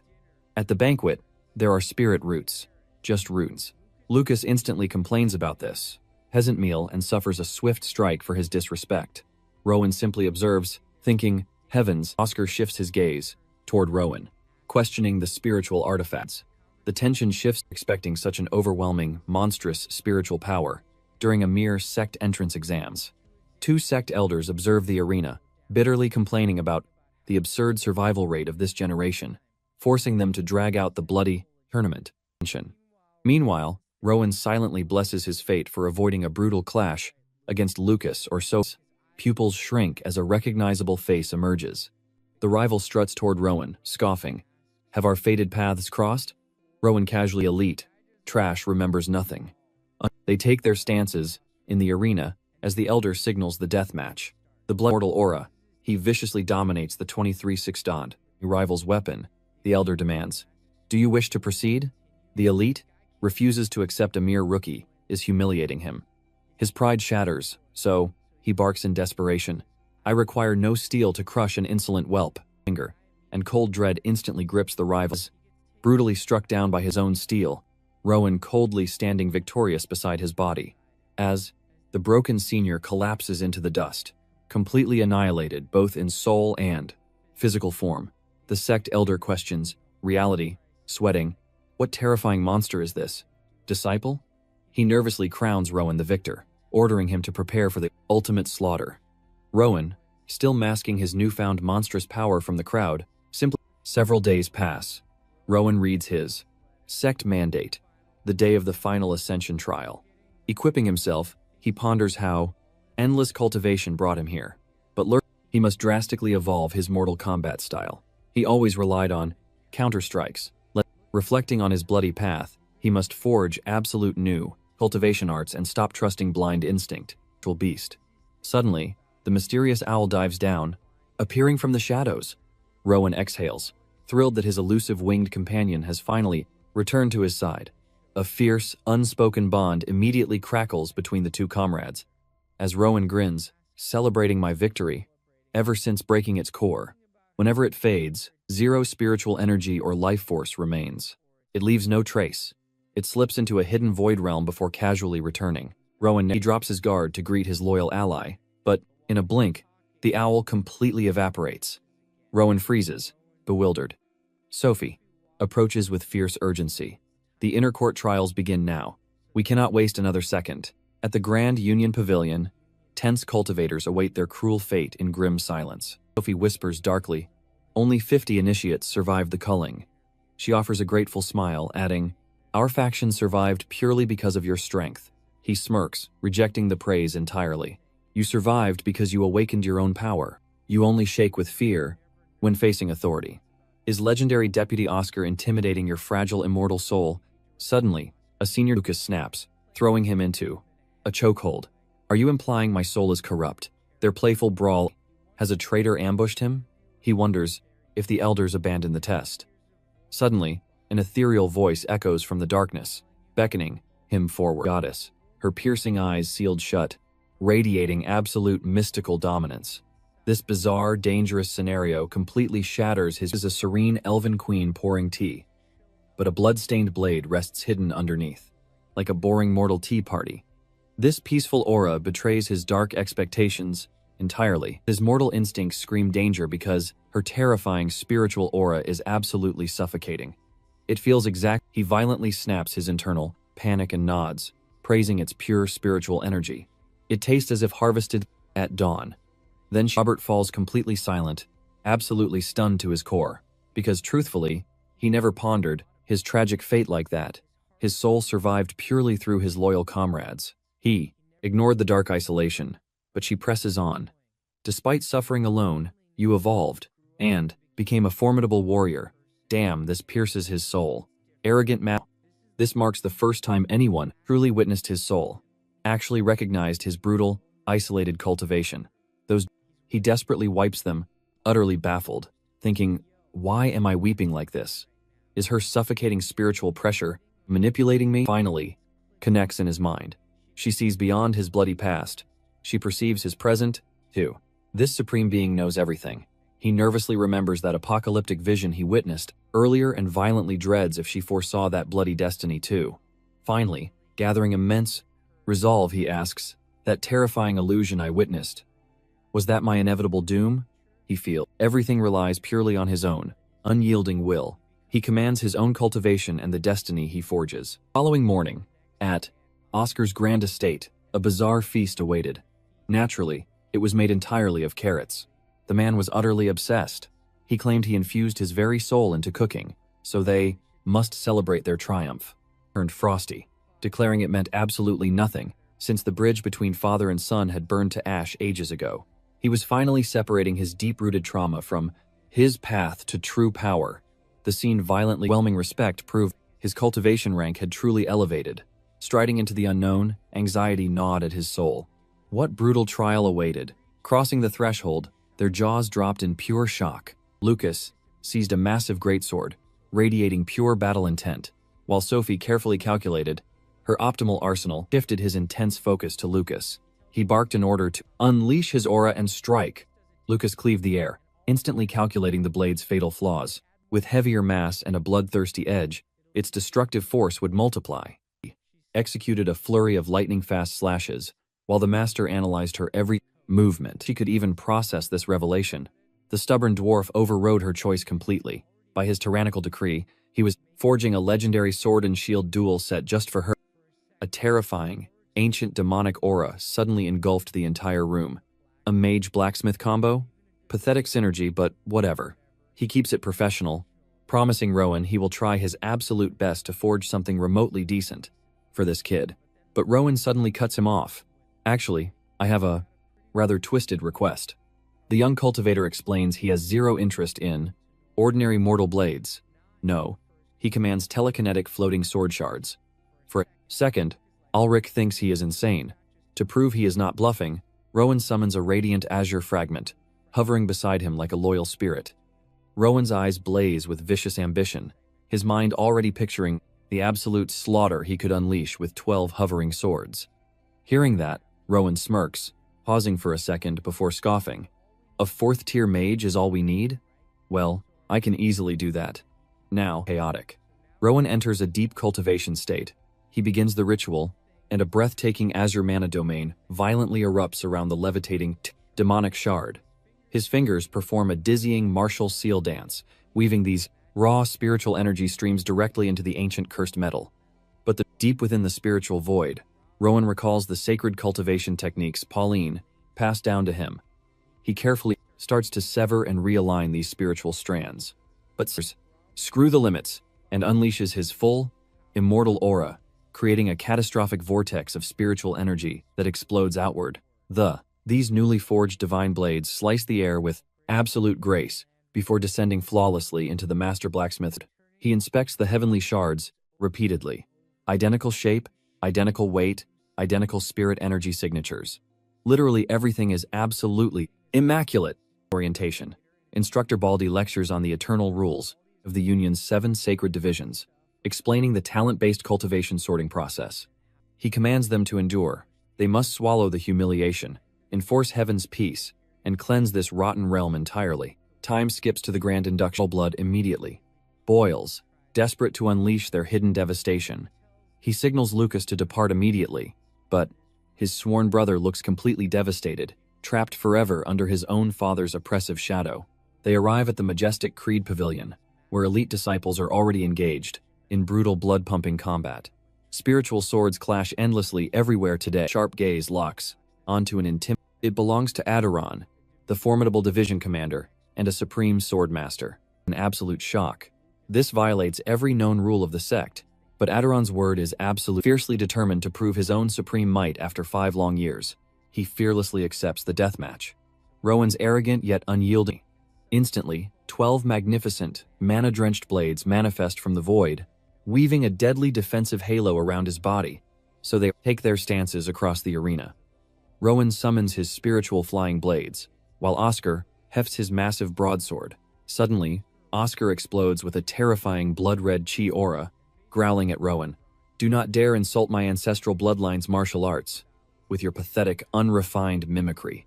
Yet, he understands Oscar exists in a terrifyingly higher cultivation realm than his friend could fathom. The deadly visions, but cheap immortal tricks, cannot pierce my armor. The spiritual binds fracture, and unleashing a beastly roar, Oscar completely obliterates the magical cage as if crushing mere glass.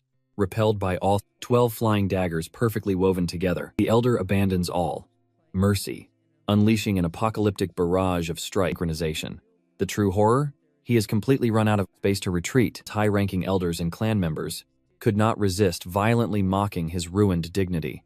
A few even began brutally, laughing at his disgrace. But behind their smiles, seeds of venomous betrayal were sprouting.